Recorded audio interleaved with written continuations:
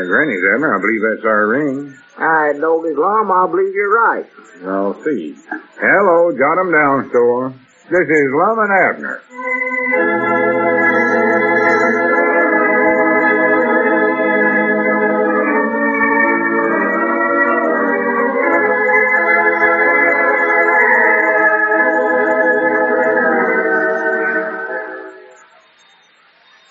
Now, let's see what's going on down in Pine Ridge.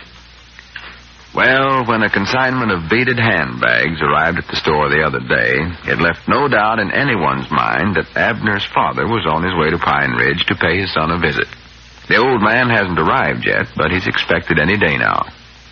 As we look in on the little community today, we find Lum and Abner in their Jot 'em Down store and library. Lum is talking on the telephone. All right, can of molasses. You want the large size, Miss Barton? All right. Some coal oil. Well, you'll have to send your coal oil can over. All right. And a potato to put on it. We're out of potatoes, too. Anything else now? Ask her about them beaded handbags. Oh, yeah. Say, Miss Barton, you wouldn't be interested in a nice bead handbag, would you? They're awful pretty. It says, come to Memphis in red and green beads on the backside. That's a pretty part of my hair. I see. All right, Miss Barton. We'll send the rest of the stuff out quick as we can. Yes, Mom. Goodbye. She never wanted no beaded bag, huh? No, I know she wouldn't. Abner, we just got to send them things back. That's all there are to it. We ain't never going to get shut up. Well, we can't send them back, Lum. It'd break Papa's heart. He more likely went to a lot of trouble to order them handbags. We might sell some of them. They're awful pretty. You'll have to admit that. Yeah, but who wants to walk around town with a handbag that's got Come to Memphis Road all over it? He at least could have ordered us some that said Come to Pine Ridge Road on them. Well, it wouldn't be no sense in that, Lum. Everybody in Pine Ridge is done here. And besides, the bags won't say Come to Memphis long at the rate them beads are falling off of them. Yeah, that's another thing. The beads wouldn't even string good on them. We got to send them back. That's all they are to it. No, sir. Now, Papa never would forgive us if we done that, Lum. Besides, I still think they're pretty. They sort of brighten up the store here. Look at them over there. Well, if you think they're so pretty, why don't you buy one for your woman, Elizabeth? Well, I would, but she's done got a handbag. A bead one? Well, no, it ain't bead, but it's genuine imitation alligator made out of sort of oilcloth junk. It's peeling little, but it's still in pretty good shape. Besides, if I brung that home, then Elizabeth started asking me a batch of questions. Asking questions? You want to know where it come from and how come we got 'em in the store? Well, first thing, why, she'll know that Papa had something to do with it. Oh, by the way, what did Elizabeth say when you told her that your Papa was coming to live with you for a spell? Well, she ain't exactly said nothing so far. She ain't? No. Well, she must not have heard you tell her then. I don't believe she did. Fact is, I don't much believe I exactly told her yet. You ain't told her he's coming? Well, Lum, I've been trying to get up north enough to give her the good news ever since I got that postcard, but somehow or other I just can't seem to do it. That's one too good now. I tried to tell her at breakfast this morning, but I just couldn't bring myself to get the words out. All right, Granny, you better let her know. He's liable to be here any day. I know it. You got to give her time to get the spare bedroom fixed up for him. Yeah. Oh, say, that reminds me of something, Lum, I want to discuss with you, too. Well, I ain't going over to your place and fix his room up for him. I can tell you that right now. I weren't aiming on asking you to do that. Well, you'd just be wasting your breath if you was, I'll tell you that. What was it you want to discuss? Well, don't you think that Papa's the type of feller that'd make a nice roommate? Roommate? I mean, he's friendly, knows how to do his own cooking, he's awful neat, interesting talker, tell you anything you want to know about the Civil War. He's already told me every little bitty detail about the Civil War, and I don't want to hear it no more. Oh. You got one of them little folding cots over at your place, ain't you, Lum? Yeah, I believe I have. That is, if Tom Foster ever brung it back. He borrowed it for a hunting trip once, I recollect. Yeah, them things are pretty comfort, ain't they, Lum? I mean, that is, if you're a heavy sleeper, sort of. Oh, they're all right on a camping trip, I reckon. Better than sleeping on the ground. Well, you wouldn't mind sleeping on that just for a few weeks, would you, Lum? Well, why should I sleep on an old cot when I got a perfect good bed? Well, I believe you'd like that cot better. You know how restless and fidgety Papa is. He just kicks like a mule. Well, what's that got to do with it? Well, don't you see, Lum? He'd have you flying out of bed half the night, get plumb wore out having to climb back in all the time. You wouldn't get no rest. Be so tired you couldn't do your work here at the store. Now, wait a minute. I'm just looking out for your best Now, interest. just a second. Are you suggesting that your papa move in with me and sleep in my bed? Well, Lum, he can't sleep sitting up in a chair. He's got to lay down summers. Laying down to sleep has got to be a habit with Papa. Ever since I recollect, Papa's always laid down to do his sleep. Now, just hold your horses. Just stop right where you're at. Your papa ain't moving in with me, and that's finality. Yeah, but now, Lum... He's your papa. You furnish a bed for him. It's got to be big enough putting up with him around the store during the daytime without having to listen to him fight the Civil War all night long, too. But, Lum, he more likely won't stay more than a few weeks, months maybe. He wouldn't get on your nerves in that short of time. Now, listen, Abner, you might just as well get that idea right out of your head right here and now. You get on the phone there and call up Elizabeth and tell her he's coming. Go on now. Lum, I just can't seem to do it. I tell you, you call her up. Me? Yeah. This ain't none of my affair. I ain't a member of your family. Well, you Thank seem goodness. like one, though, Lum. I don't know how many times I've heard Elizabeth say, Lum is just like one of the family. Them was her exact words, time and again. Abner, you're just stalling for time. Now, call her up. Go on. Well, Lum, she's more likely out in the field summers now. And you know how she hates to be disturbed when she's plowing or hoeing or something, you know. Now, your papa's going to run in on you non-expected, and that'll make Elizabeth just twice as mad. You better tell her. I know it will, but, Well, you got to tell her sooner or later, so you might as just well get it over with. Yeah, I know. I reckon you're right, but I don't know. Elizabeth likes your papa all right, don't she? Oh, she likes him. Fact says she loves him, I think. Good. I believe he's her favorite pop-in-law. I know he likes Elizabeth. I've heard him cast all kinds of compliments at her. Oh, yeah, they're just crazy about one another. Well, that's nice. It's just that they just don't seem to hit it off somehow or other. I know that the minute I tell her Papa's coming, she'll fly clean off in the handlebars, Lum. Well, try being subtle about it. Don't jump right out in the middle of the subject with both feet. Lead up to it sort of gradual. Lum, the minute I start talking subtle to Elizabeth, she knows exactly what I'm trying to tell her. That's one subject you can't fool Elizabeth on, is Papa coming to visit. Well, she's bound to find it out sometime. The minute she does, I know what'll happen, too. She'll start getting that hand satchel look in her eyes. Hand satchel look. Yeah. It's a peculiar look that she always gets whenever she threatens to pack up and go down to Texas and live with her brother-in-law, Fred, down there. Yeah, that's right. She did go down there last time your papa come for a visit, didn't Yeah. When she left, she claimed she weren't coming back, neither. Said she never wanted to see me nor my papa, neither one, as long as she lived. Said she never even wanted to hear the name Peabody again. Yeah, she was a little upset, I know. And I don't believe she ever would have came back if she hadn't got lonesome for all the little personal things around the place, sir. Them little things, you know, what mean so much to a woman. The wash boiler and the churn and that little red handle axe I give her and the plow and that young span of mules. Yeah, She's just crazy about them. Frivolous little knock-nicks will get a woman every time. Oh, yeah. Now I'm going to have to go through all that again. Dad blame it anyway. Well, it might not be so bad this time. Oh, no. I know exactly how it's going to be. First meal we sat down to, Papa will sort of raise his glasses up and look at his plate of victuals and take his fork and poke around in a little bit.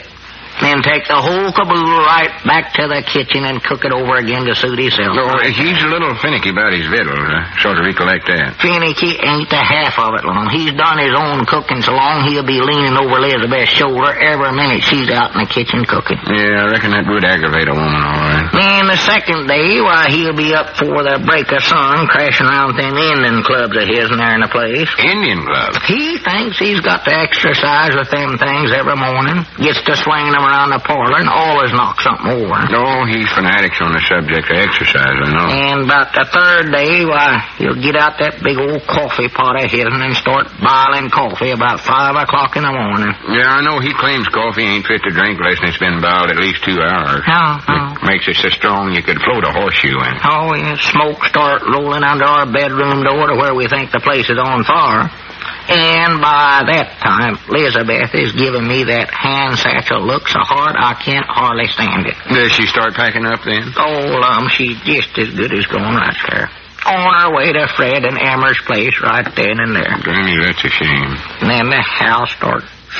Oh, seems to be a big and empty place, lonesome. Nobody there to darn my socks or iron my breeches for me or cut my hair. Nobody to throw their arms around me when I get home at night. Nobody to have sold your shoes for you. Now, that is sad. I was practical barefooted when she come back the last time. I just get so lonesome for the hum of her emery wheel out there sharpening the plow points I could just might not puddle up and bowl. Can't eat or sleep or nothing else. Get holler-eyed. Look like a scared. Abner, you're breaking my heart. Oh, what do you think's happening to mine? I just can't stand it, Lum. Something's got to be dead. It's got to be dead. Well, the first thing you better do is get on the phone and call Elizabeth. Yeah, that's what I better do. I'll call her. Just hope she'll speak to me. That's all I hope. Oh, she'll speak to you. Oh, I doubt it. There's no reason why she ought to. I doubt it. Wait a minute. That ain't your ring, is it? Hello, Mamie? This is poor old Abner Peabody. Mamie, will you put a call through the Fred Steubens in Abilene, Texas for me? Abilene, Texas? Hey, call me back as quick as you get him, Mamie. Oh, me. Well, for goodness sake, what in the world are you putting in a long-distance call through to your brother-in-law for? I want to talk to Elizabeth, natural, Lum. To Elizabeth? Yeah, I've just got to get her to come back home, Lum. I'll offer to buy her anything she wants. Maybe a new milking stool, a new set of harness for the mule. Well, wait a minute, you crazy idiot. She ain't left you yet.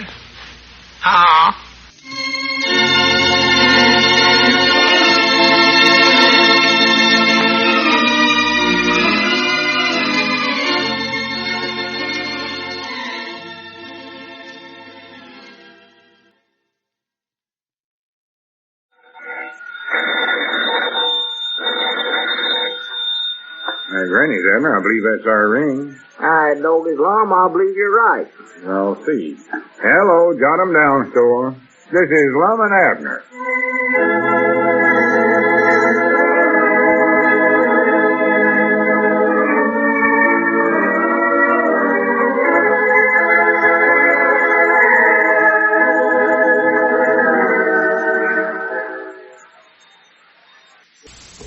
Now, let's see what's going on down in Pine Ridge.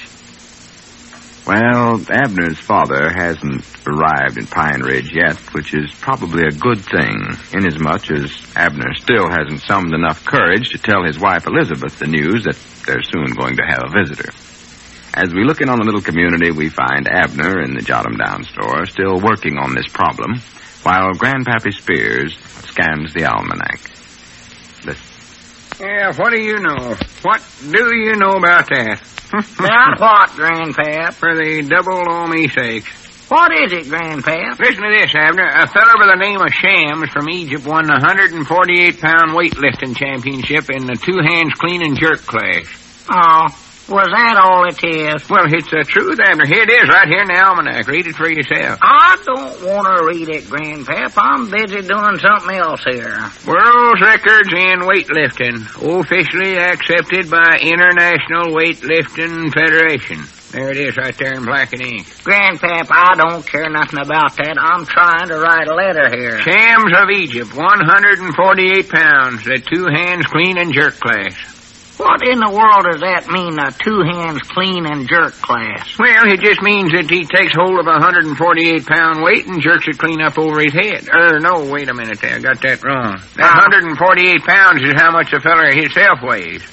Yeah, over here it tells how much he's lifting. Yeah, Grandpap, I don't care how much he lifted. I told you I'm trying to write a letter. He lifted 151 kilos. 151 what? Kilos or kilos, Kilos. I don't even know what them are myself. No, me neither. More likely they ain't very heavy, though, if he lifted 151 of them. Wait a minute. Maybe this will tell how much they'll figure out in pounds. Well, you needn't bother about it. I'm trying to write a letter here anyway. All right, I'll get it for you in just a second. I don't want to know, Grandpap. I'm busy here. I'm curious myself, too. Trying to concentrate. Jimmy, that figures out a little over 300 pounds. Shams of Egypt can lift over 300 pounds. Did you hear that, Abner? 300 pounds. Shams of Egypt. Grandpap, I don't care if the feller can lift 3 million pounds. Well, he done it. It says so right All there. right, he done it. Let it go. I've done told you I'm trying to write a letter here, and you just keep right on interrupting me. Writing a letter, you say? Yeah. I wish you'd keep quiet for just a few minutes, Grandpap, and let me get this thing wrote, and then you can read out loud all you want. I never noticed what she's doing over there. Excuse me. I won't say nothing at all. I'm busy reading here anyway. Won't say a word. Well, just see that you don't. Be quiet as a little mouse. Say, that might be something interesting to put in your letter, Abner.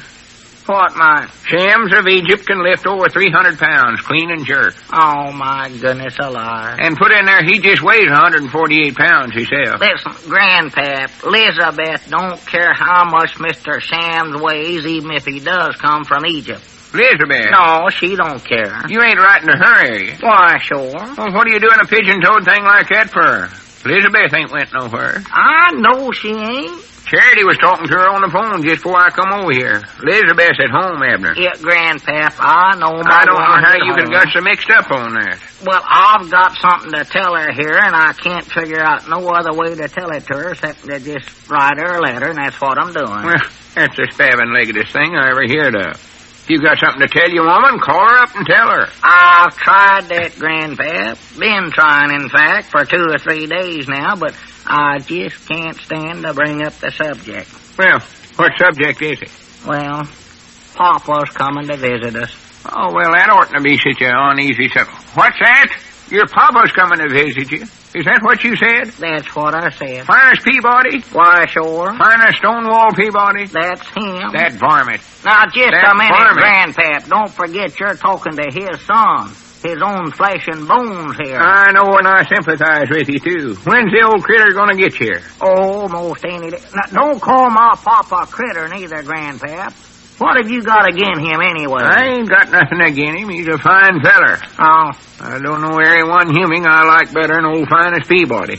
But I can tell you one thing, I ain't going to sit around the store here and listen to him read out loud all day long. Nobody ain't asking you to sit around the store. If there's any one thing I can't stand, it's having somebody read out loud all the time. Well, Papa don't do that. Hardly. And another thing I can't stand is them outlandish stories he's always telling. Outlandish stories? Can't believe a word of them. Oh, yeah, he does exaggerate a little, I'll admit that. Puts me in mind of old Orlo Wormley.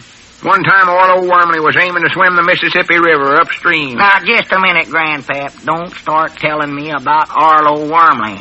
I gotta get this letter wrote here before Papa gets here. Now, that's just plain idiotic, Abner. Writing a letter to your woman when she's right here in the same town with you. Grandpap, I know my own business. Don't try to tell me how to do things. If you had half a brain cell working, you'd call her up on the telephone. I told you I've been trying my best to tell her for 2 or 3 days, and I just can't bring up the subject. It just won't work, Grandpap. Sassafras. Sassafras. Well, it won't. I can't tell her. Anytime I couldn't call up my woman and tell her a little thing like that, I'd tar and feather myself and run me out of town. Here, I'll get Elizabeth on the phone for you, and you can talk to her. Now, just a minute now, Grandpap. Don't you call her up. Now, get away from that telephone, Grandpap. What are you anyways, Abner? A man or a mouse? Well, I'm a mouse. A man, but when it comes to the subject of Papa, why, Elizabeth is a mountain lion, I'll tell you that. Yeah, you got to be firm about these things, Abner. Stand up on your hind legs. Be the master. Yeah, I know you're right. If I just Hello? could, That's you, Elizabeth? Oh, my. Oh, just a minute. The master's got something to tell you. Here, go ahead now, Abner. Wait a minute now, Grandpap. I tell you, you talk to her a little bit more here. I ain't studied up what to say yet. Give me time to study. Well, here. don't study up nothing. Just say it. Tell her. Here, take a receiver. Yeah, all right. Be firm with her. Yeah. Hello. Better know who's the boss. Elizabeth, this is your man, Abner. Oh, you're getting off to a bad start there. Huh? Oh, no, Grandpap meant me. See, I'm the master. Sorter. Don't say sorter. Well, huh? Oh, yeah, that's right. I got something to tell you, Elizabeth, and it's, just a minute, Elizabeth. Here, Grandpap, you talk to her. Why, she ain't my woman. My papa ain't coming. I know she ain't your woman, but talk to her for just a few. Go on, get back on the phone. Well, I ain't got nothing to say to her. All right. Hello, Elizabeth. This is your man, Abner. Oh. Shorten the laugh when you say it, though. That's fine. You knowed my voice, huh? Well, what I wanted to tell you was, how's everything around the place, Elizabeth? Uh-oh. Spoiled it all. Well, that's good. Tell her about Papa Abner. What I called up about, Elizabeth, is, Go on. how you feeling? Oh, for the Lord's sake. Well, how's the hogs? Huh? No, I ain't trying to break no bad news. Facts is, it's good news. Almost, I think. Well, I'm coming to it. It's, Keep going, Abner. it's, Now you're going. just a minute, Elizabeth. Grandpappy Spears wants to say hello to you. Here, Grandpap. I don't want to say hello to her. Well, you got to now. I told you you're going to. Hurt her feelings. If you don't, she'll think you ain't speaking to her. I don't care what she thinks. Grandpap, here, take this. She's waiting for Give me. me the flat-footed Reese. Yeah, go ahead. Hello, Elizabeth. Talk to her. This is Milford. Doggies. Yeah. Hello. That's smooth. All right, Abner wants to talk to you again now. Here, Abner, take this thing. Doggies, that was a short hello. You could at least ask her how she was. I already know how she is. Now, get to the subject this time. Hello? Elizabeth? Yeah, this is me again. Yeah, well, what I called you up to tell you was, well, I've just been studying here, and, I got to wondering, if you don't get lonesome during the daytime with nobody to talk to hardly.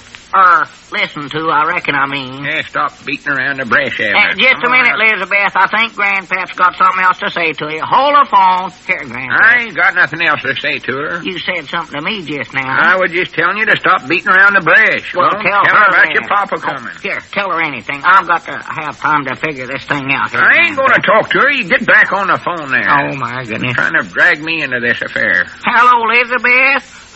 Grandpap just want to know how you're feeling. Huh? No, I'm feeling all right. No, honest, ain't nothing the matter with me. See, I just called up to, well, I just want to ask you if there's anybody sleeping in the spare room now. Oh, yeah, I reckon I do know that, don't I? Go on, tell her that. Well, what I wanted to tell you, Elizabeth, was, Elizabeth, a feller named Shams from Egypt win a weightlifting contest and he weighs over 300 pounds. Goodbye. Doggies. Well, I'll be a monkey's knock-kneed uncle.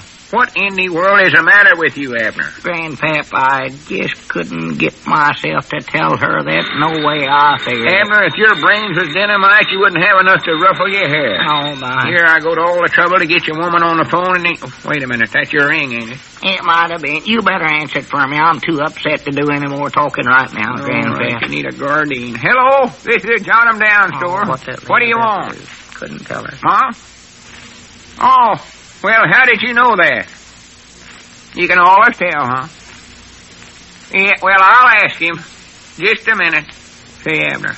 Yeah, what is it? It's Elizabeth again. Elizabeth? Yeah, she wants to know exactly when you expect your papa to get here. Huh?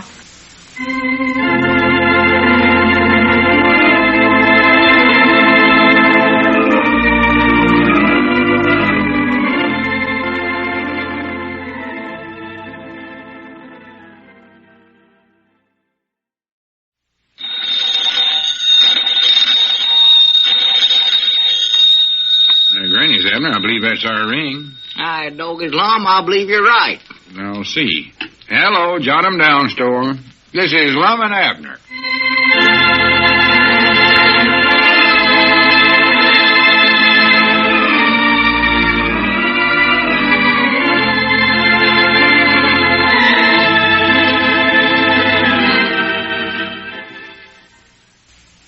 Well, now, let's see what's going on down in Pine Ridge. Well, Abner's wife, Elizabeth, has finally found out that Abner's father is coming to visit them.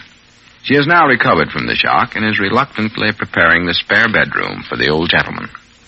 As we look in on the little community today, we find Lum, in the Jot 'em Down store and library, talking to Ulysses S. Quincy. Listen. Yeah, well, I understand how you feel about it, Ulysses. I'll tell Abner to try to explain that to his papa when he gets here. Yeah, okay, Lum. I'm sure you won't have no trouble with the old man this time. Yeah, okay. Fact is, if Mr. Peabody starts giving you trouble again, well, you just let us know. Wait, I believe that was our ring there. Excuse me while I get it, Ulysses. Yeah, I got to be running along anyway, Lum. I think I found a man to paint my barn for me. Okay, well, good. I just got to get that barn of mine painted. I'll see you later, Lum. Yeah, so long, Ulysses. So long. Hello, jot 'em down, store and library. Lum Edder's talking. Oh, howdy, Mose.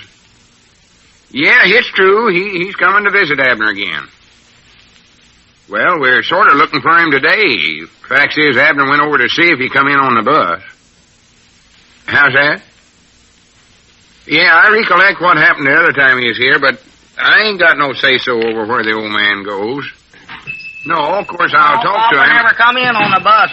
Oh, excuse me. Just a minute, Mose. Abner just come back. I'll let him talk to you. Yeah, what is it, Lum? It's Mose Moots. He wants you to tell your papa to stay out of the barber shop. Well, Papa ain't gonna do no harm at that old barber shop of his. Yeah, you tell that to Mose. Here, go ahead and talk to him. All right, give me that receiver. Hello, Mose. This is Abner. Yeah, I know, Lum told me, but Papa's got to get a haircut same as anybody else, Mose. No, sir. No, Elizabeth has done said she ain't gonna cut it for him no more. Well, Mose, you don't have to listen to him. Just ignore him. Don't argue, Abner. Tell him you'll keep your papa out of there. Why, he never done no such a thing. Abner, hang up. Well, all right, Mose. I'll have a talk with Papa. Yeah, all right. Yeah, goodbye. That Mose Moose is just mad because Papa's the one fella in the world that can out-talk him, that's all. Well, I think what aggravates Mose the most is that your papa's always telling him how to cut hair and how to shave folk. Oh, Papa never done that. Why, he did, too. One time he even taken the razor right out of Moses' hand and shaved one side of Grandpa Master's face. If he did, I bound you it was the first good shave that Grandpa ever had. Well, he ain't got no barber's license, and he's liable to get himself in trouble. So if I was you, I'd keep him out of there. Well, all right. Always getting in an argument with somebody down there over the war or something. I don't know where Papa's going to spend his time, though, with everybody in town jumping on him. Oh, that reminds me, Ulysses was just in here. Ulysses? What'd he want? Well, he wants you to try to explain to your papa that his name is Ulysses S. Quincy, not Ulysses S. Grant. Oh. And that he ain't even no relay to General Grant. Yeah, well, now, Lum, them are easy names to get mixed up. You'll have to admit that. Well, maybe so, but Ulysses don't want your papa to take a few shots at him like he done the last time he was here. Doggy, that's right. He did take a couple of shots at Ulysses, didn't he? Of course he did. Yeah. Went around for weeks bragging on himself how he run General Grant clean out of town. I never will forget how comical old Ulysses looked.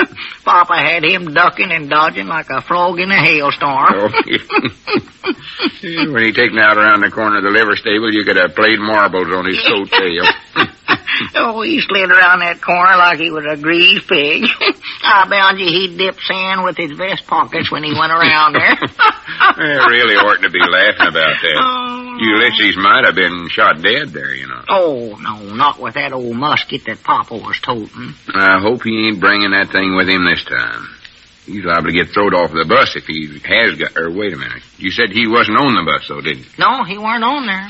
2 people got off, but neither one of them was Papa. Reckon where he could have been then. No, tell him no. Surely he'd come in on that today. Yeah, well, maybe he got lost somewhere or stopped to have an argument with somebody. That'll take him 2 days if he did. Yeah, or maybe he's taking a little side trip up to Alaska to buy some of them eagaloos for us to try to sell here in the store. Oh, Papa wouldn't do that. Well, he bought everything else for us. He wouldn't do nothing that ridiculous long. I suppose you call buying up 12 cartoons of beaded handbags with Come to Memphis Road on them sensible. Well, that was different, Lum. He more'n likely got them things at a bargain. Them things wouldn't be a bargain if they give them away. Oh. Besides, your papa didn't care what they cost. He sent them COD. Yeah, well, Lum, maybe them things ain't gonna be so hard to sell after all. Recollect we done sold one of them. Sold it to Cedric. Yeah. What did Cedric want with a bead handbag for anyway? Why, he carries his bird whistle in it. His bird whistle? Yeah, he said he never did have a good place to carry that thing. Swan to goodness. See, he just hangs that on his belt there, sort of to one side. It looks right pretty, I think. He's got that come to Memphis on the outside there. I think you'd want to cover that side up. Oh, no, not Cedric. He's proud of that. He says it makes folks think that he's traveled around quite a lot, you know. It's the most idiotic thing I ever heard. He likes it now. A grown boy toting a bird whistle around in a bead bag with come to Memphis on it. Yeah. Yeah, I believe that boy has to have a quick thought the top of his head would fly off. Was that our rate? I don't know. I never paid no attention. Might have been.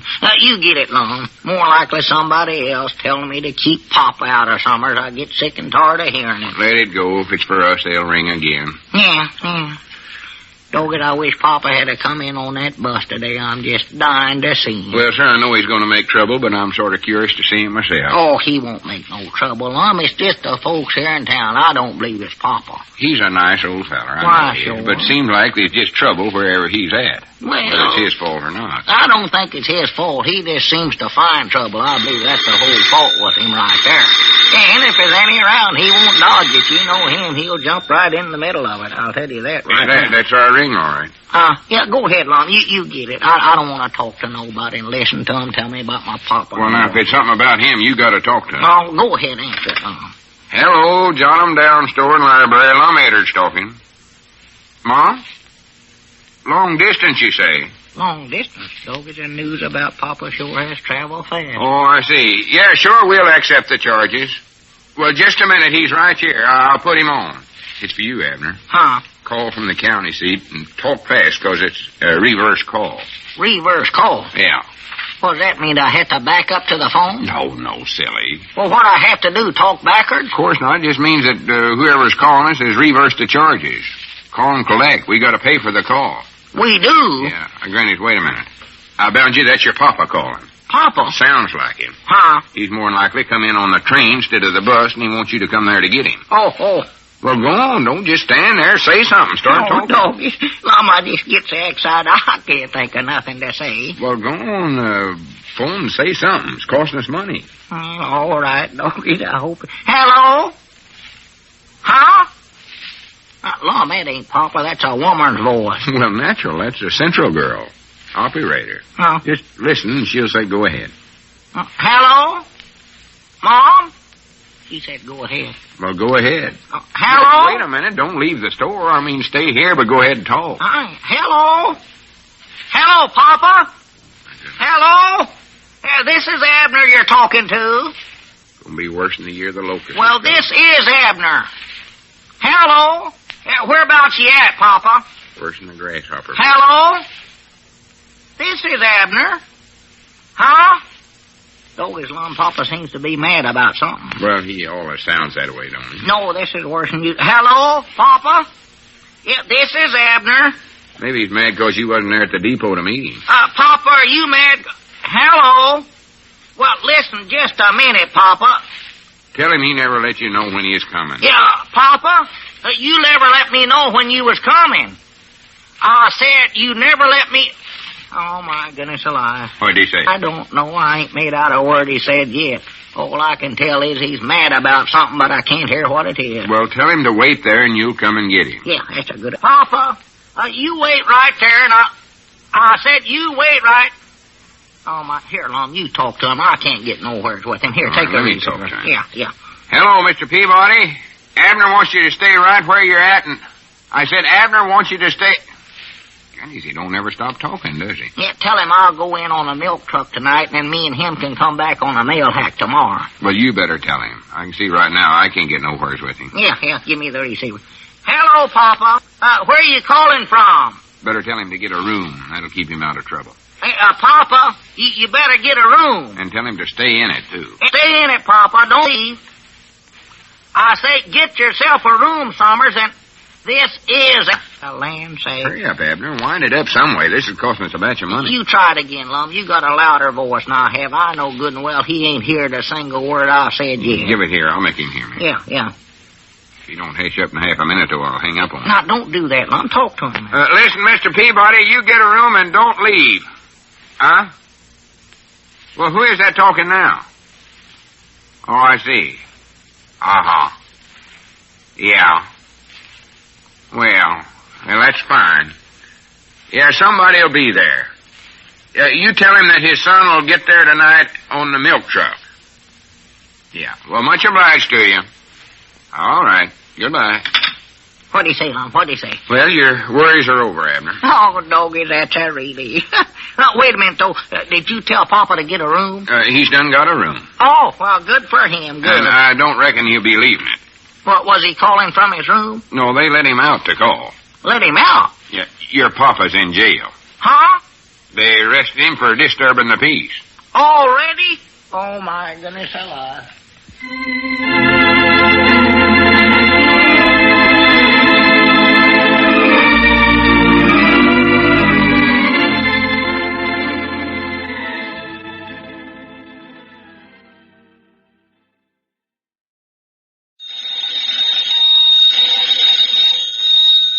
Granny's, Abner. I believe that's our ring. I doggies, Lum, I believe you're right. I'll see. Hello, Jot 'em down store. This is Lum and Abner.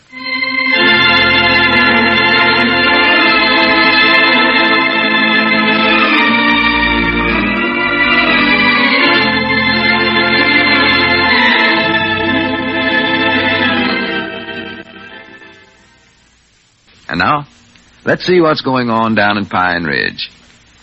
Well, Abner's father got as far as the county seat yesterday in his journey to Pine Ridge. He was held up there temporarily when he was arrested for disturbing the peace. Abner, after receiving a phone call from him, went to the county seat to get him.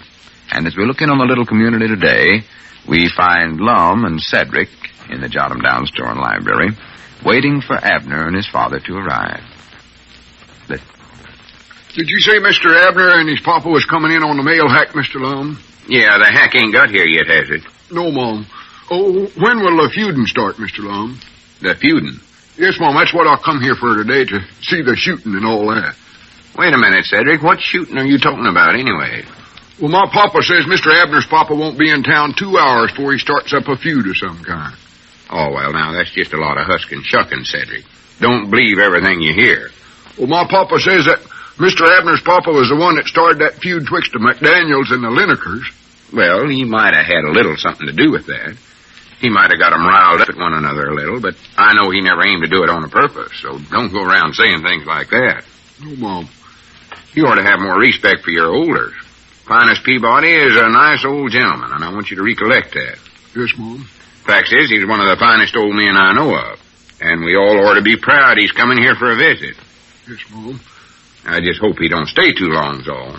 'Cause there's one old man that can get things upside down and keep 'em that way quicker than anybody I ever seen in my life. What's old Mr. Phinius look like anyways? I don't seem to recollect him. Well, natural you don't, Cedric. You've never saw him before. Last time he was here for a visit, you wasn't alive. I wasn't. Oh, well, that must have been the year I was in the second reader. No, it was before you was born even.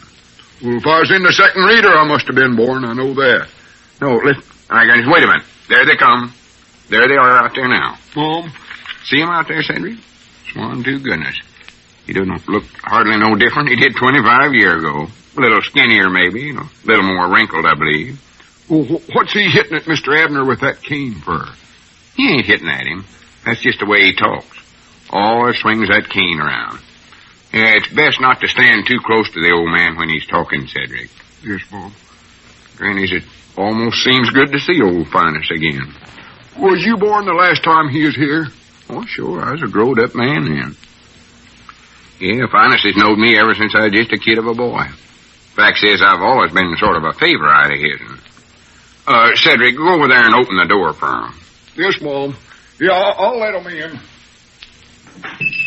Yeah, come on in, Papa.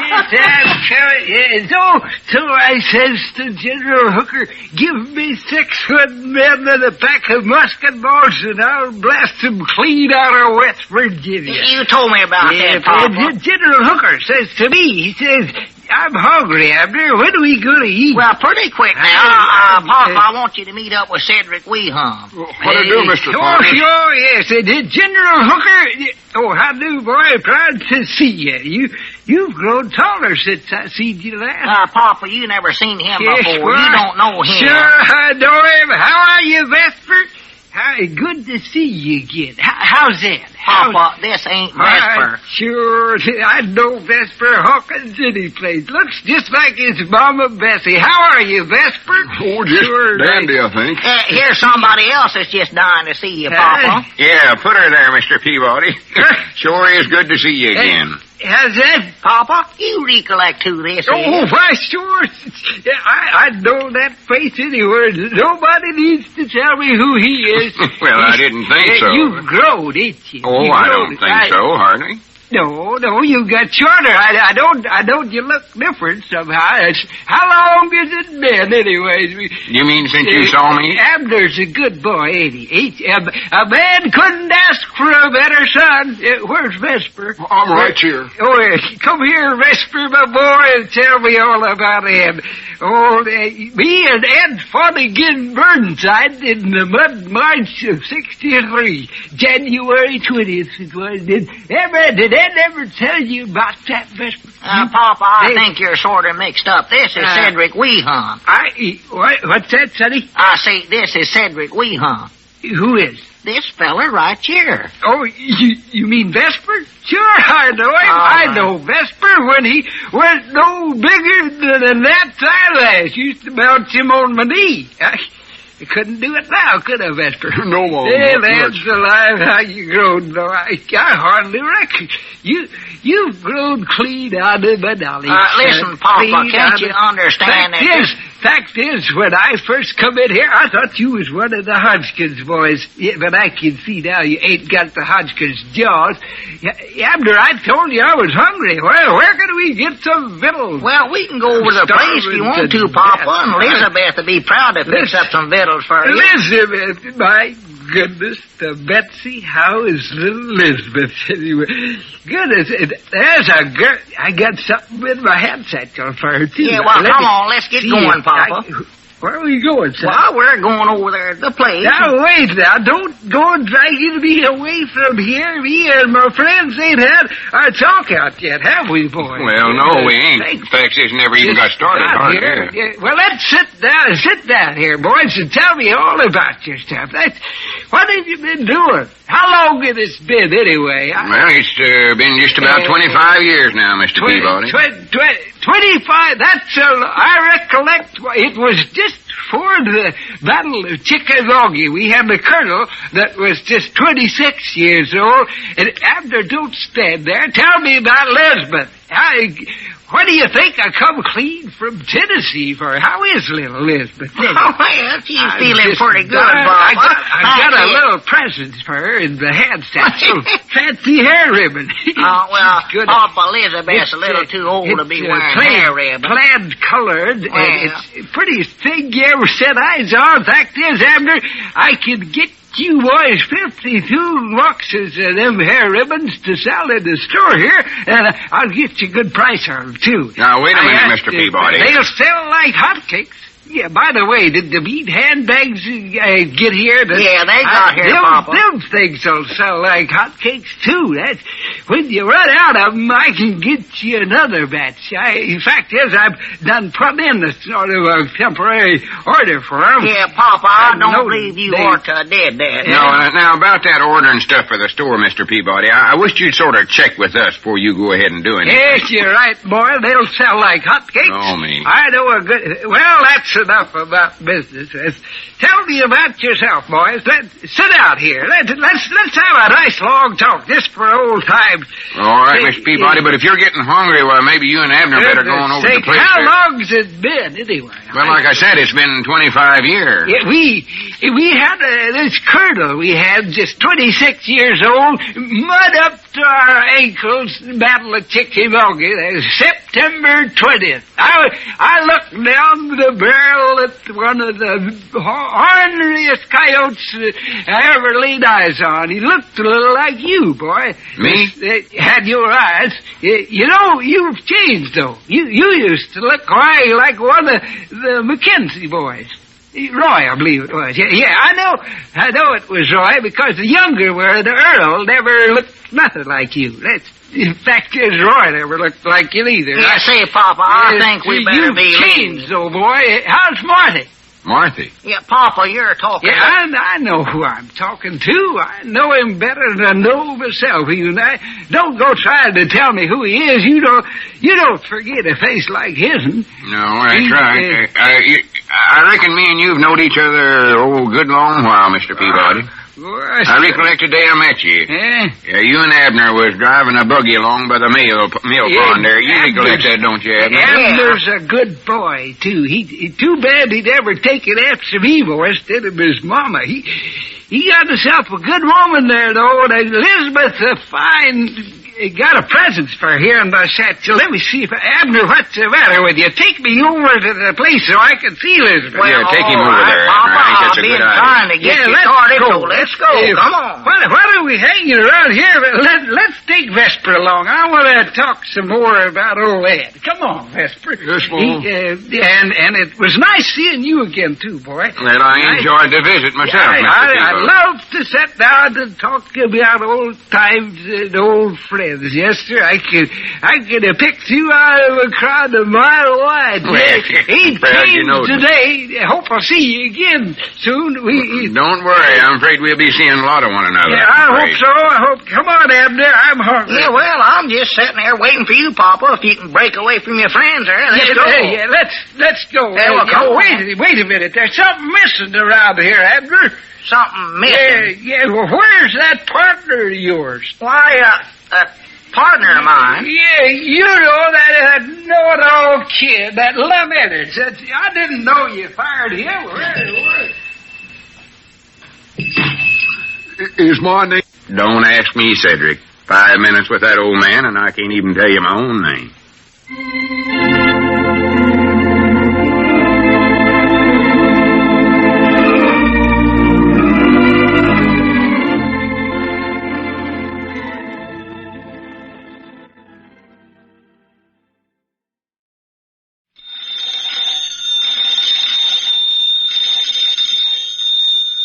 Granny's, Abner. I believe that's our ring. I dog his Lum, I believe you're right. I'll see. Hello, jot 'em down, store. This is Lum and Abner.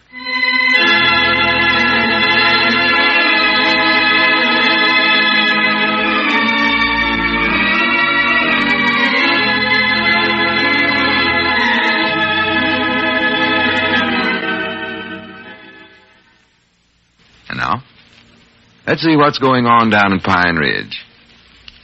Well, Abner's father finally arrived in town, and so far he hasn't started a single fight in Pine Ridge, which is an admirable record for Phinius Peabody. To sort of further the record, he and Abner's wife Elizabeth are still on speaking terms.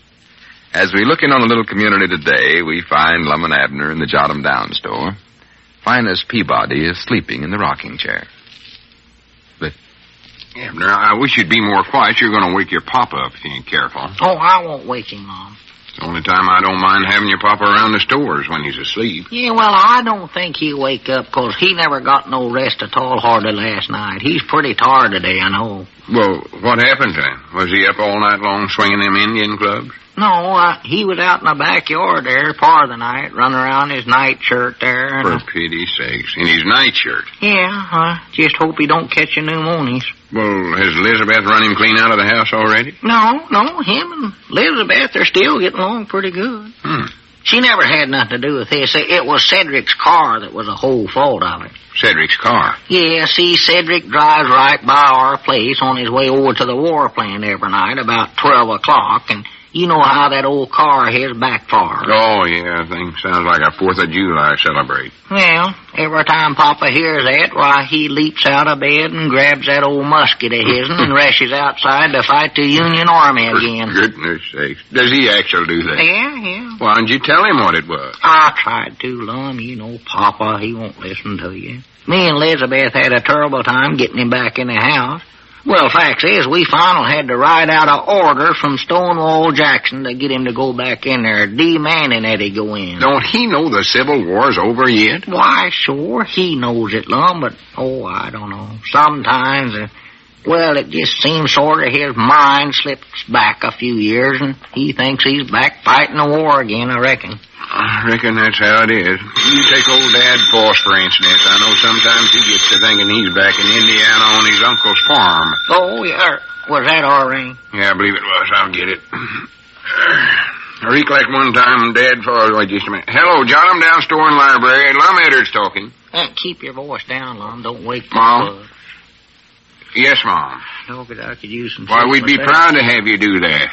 Kept me up along with yourself. Well, sure, we got plenty of room for you. Fact is, we'll fix up a little place right near the front of the store for you. Fix up a place for who, Lum? Well, we're proud to help you just any way we can. Who's he talking to? Oh, not at all.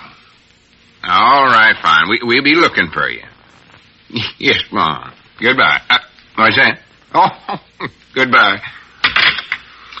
Abner, help shove that table there up close to the front of the store. Well, who was that, Lum? Wave. Hurry up, we got to get this thing ready for them time they get here. Wave? Yeah. Who that? Huh? I don't see nobody. Where are they? Who is it, Lum? Well, there ain't nobody out there to wave at, if that's what you're talking about. Well, what'd you tell me to wave at them for? I never told you to wave. I just said that was an officer in the waves that called me, and she wants to use our store for a recruiting office. Recruiting office? Recruiting office, I said. Well, what's that, Lum? I don't know. It's something like a recruiting office, I reckon. Oh. They want to get some of the girls around Pine Ridge here to join up with them. Oh, I see. That's a good thing for girls to get into, too. So I figure we ought to help them all we can. Why, sure. Good minds to get on the party line, make an announcement about it. That's a good idea. We ain't got time to do it right now, though. We better move that table. I don't want to wake up your papa anyway. No. Go on, let's get busy and fix up a place for them to recruit. Yeah. The Waves, that's a women's army, ain't it? The Waves? No, they're part of the United States Navy. Oh. You'll recognize the uniform when these girls get here. They wear blue uniforms. Blue uniform. Blue uniform. Oh. Did I hear somebody say blue uniforms? Are you awake, Papa? Whereabouts are the Yankee critters, Abner? Fetch me a musket. Take cover, man. Papa, what's the matter with you anyway? Didn't you hear the news, son? The blue coats are coming. Oh, now, wait just a minute now, Papa. Roll out the basketball. Listen, Mr. Peabody, I think you're a little mixed up. Yeah. These blue uniforms ain't on Union soldiers. They're on Waves. Well, I don't give a toot who they're on. A blue uniform means just one thing. It means we gotta fight on our hands. Now, come on, boys. Now, listen, Papa, now, just a minute. Now, you sit back down there in a chair and just take it easy. Posts, man. Papa, now, sit down here. Listen to me. Them are just some girls that are coming over here. We've got to get a message through to General Stonewall. What did you say? Girls? Yeah, that's all there, Mr. Peabody. You see, the Waves is a part of the United States Navy. Don't let them fool you, Sonny. They're just dressed up that way. Them Yankees will resort to anything. Now, Papa, you got this all wrong. I say, don't stand there, boy. Get the message through to Stonewall. There ain't a minute to lose. Papa, now, listen to me. Would you simmer down for just a half a second now and let Lum explain this whole thing to you? Come on now, Papa. Sit down. All right. But we better post a lookout. Yeah, we'll post a lookout. Go ahead, Lum. Explain it to him. Sit down now. Well, I'll try. You see, Mr. Peabody... Get Vesper Hawkins for the lookout. Vesper Hawkins? Yeah, Vesper. Yeah, well, we'll get him. Now, you see, Mr. Peabody, this new war we're in is a pretty big thing. Just about everybody's got to get in it some way or other and help out, even the women folks. Yeah, little Pearl is a nurse in it, Papa. Fact is, there's a big need for women in a thing like this. Yeah, they can load the muskets. The Navy's got all kinds of jobs that women folks can do, and every time a woman joins up, why, it lets some Navy feller go out and do the actual fighting. And that's what these girls are coming over here to do, is to sign up some new girls for the Waves. Now, do you understand it, Mr. Peabody? Yeah, sure. You see now, Papa? We'll use it. You know, boy, if Vesper's half the man his papa was, he'll make the best man red frazzled lookout you ever see. Oh, for goodness sakes, Papa, didn't you just hear what Lum said? Well, sure I did, and he's right. Vesper's a man to get. Oh, my goodness sakes. Now, where's the water boy? I'm dying of thirst. Abner, you got to get your papa out of here before them girls get you, or we're going to have trouble. I see that already. Papa, don't you think that you ought to run over the place, sir, and see Elizabeth for a while? I can't leave at a time like this. Where's my basket? Well, Papa, Elizabeth wants to see you about something, I think. You better get over there. Yeah, maybe you better go over there and protect her. Yeah, that's it. That's a good idea. You got to go over and protect Elizabeth. Fact is, I think the Union Army is heading over that way. Yeah. Whereabouts they heading? Which way did they go? Right over there by our place, Papa. You better hurry up now. You'll miss them, too. Yeah, better not waste a minute, Mr. Peabody. You could depend on me, son. Send a runner on ahead and tell Elizabeth to hold him off till I get there. Yeah, we'll do that, Papa. Yeah, and get the message through to Cedric. Yeah, we'll do it. Look at him go. Taken out of here like a covey of quail, didn't he? I hate to tell him that stuff about the Union Army being over at your place, but I never knowed how else to get shut up. Oh, sure. I'm glad you got him out of here excited as he was.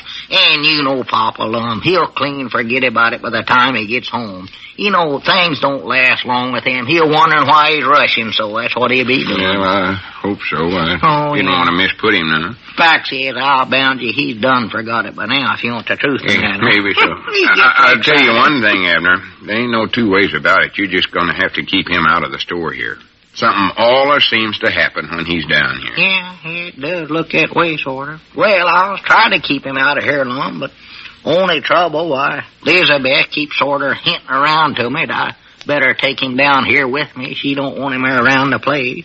Says she ain't going to take care of him all the time by herself. Well, her and you'll have to figure that out twixt her yourselves. Yeah, well, I told her this morning. Well, let's not discuss it no more now. We got to get busy and fix things up for them girls. Yeah, sure. All right, yeah. Grab hold of the other end of this table and let's put it up here by the door. Yeah, come on. Yeah, I got it. Exactly whereabouts you want it now, Lum? Well, I thought it'd be kind of nice to have it just inside the door there. That way nobody can miss seeing the recruiting officers when they come in the store. Yeah, maybe I better call Elizabeth and tell her to keep an eye out for Papa too long. Oh, he'll be all right. Get them 2 chairs over there for the girls to sit on. These over here, huh? Or to have some red, white, and blue bunting to put on there. Yeah, I don't know where we get it. I'll get these. I still think I ought to call Elizabeth, though. You know, Papa, he gets to wandering around sometimes long. Well, he knows his way around. He's all right. As long as we got him out of the store, he can't cause no trouble. No, I reckon not. Abner, whereabouts is that shoe brush we had around the store? What? Shoe brush? Yeah. I believe I got a necktie down here somewheres, too, ain't I? Necktie?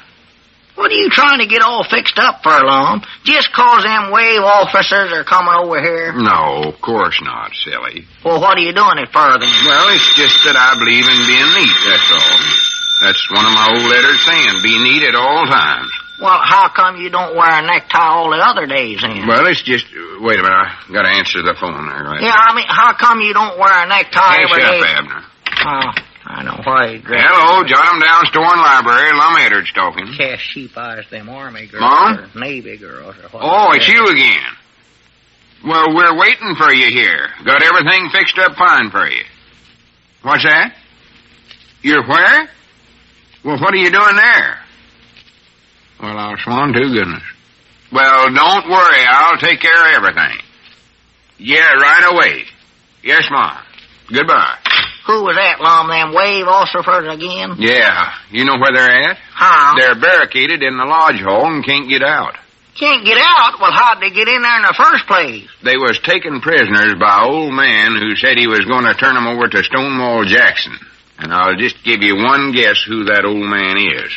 Uh-oh. Papa's at it again.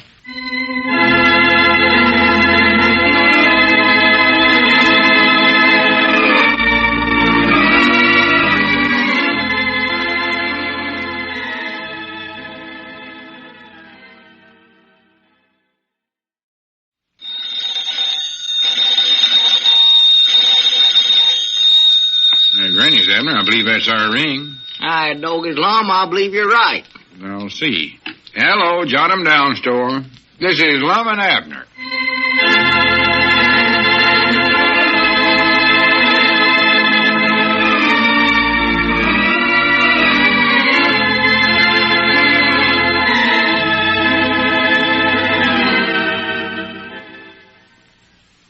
For now, let's see what's going on down in Pine Ridge. Well, Lum and Abner finally got Abner's father calmed down yesterday after the old man had battled an imaginary Union army for a few hours. And since then, everything has been going along peacefully. As we look in on the little community today, we find Lum and Abner in the Jot 'em Down store enjoying the calm and quiet atmosphere. Listen. Yeah, whereabouts is your papa at today, Abner? I keep expecting him to come in the store here. Well, you don't need to worry about that today, Lum. He's in a good, safe place for the whole day. Well, that's fine. I'm glad. Wait a minute. Don't tell me they got him in jail again. Oh, no. He's over at Grandpa and Grandma Master's place. See, this is their golden wedding anniversaries. It is? Yeah. Well, I do know. Have Otis and Clementine been married that long? Yeah, they've been married just about 50 years now, I reckon. Well, natural. That's what golden wedding means. Huh? Means they've been running in double harness for half a century now. Half a century? I thought you said it was 50 years. Well, it is. They're the same. Grandpa and Grandma been married for both a half a century and 50 years. You mean 100 years altogether? Oh, for goodness sake, no. Lum, they couldn't have been married that long. They ain't that old, I know. Well, I never said they was. Well, the way you got it figured out there, they must have been married before they was even born. I know they never done that. Well, Abner, why? I admit some days it seems like you been married since before you was born, Lum, but it ain't the truth. See, you got to get married while you get a license. I know that. Well, what made you think the Masters had been married 100 years? I never thought that. Well, now, you got mixed up there summers, Lum, 'cause I know that's all they've been married is just around 50 years. You sure about that? Yeah. You see how it works now, Lum? Yeah, I see. Anytime you get mixed up on them things, Lum, you just come to me and I'll straighten you out on them. Well, that's awful thoughty of you. Proud to help you all I can. I appreciate that. Just any old time you got a question, Lum, old boy, don't be bashful. You just speak right up. Uh-huh. All us glad to help out an old friend. Well, that's nice. Facts is, Lum, old friend, any time you're stumped on it... Will you hush up or I whop you one? Huh? Granny, sometimes you're more aggravating than your papa is, if that's possible. Huh? How I ever stand it when both of you are here, I'll never know.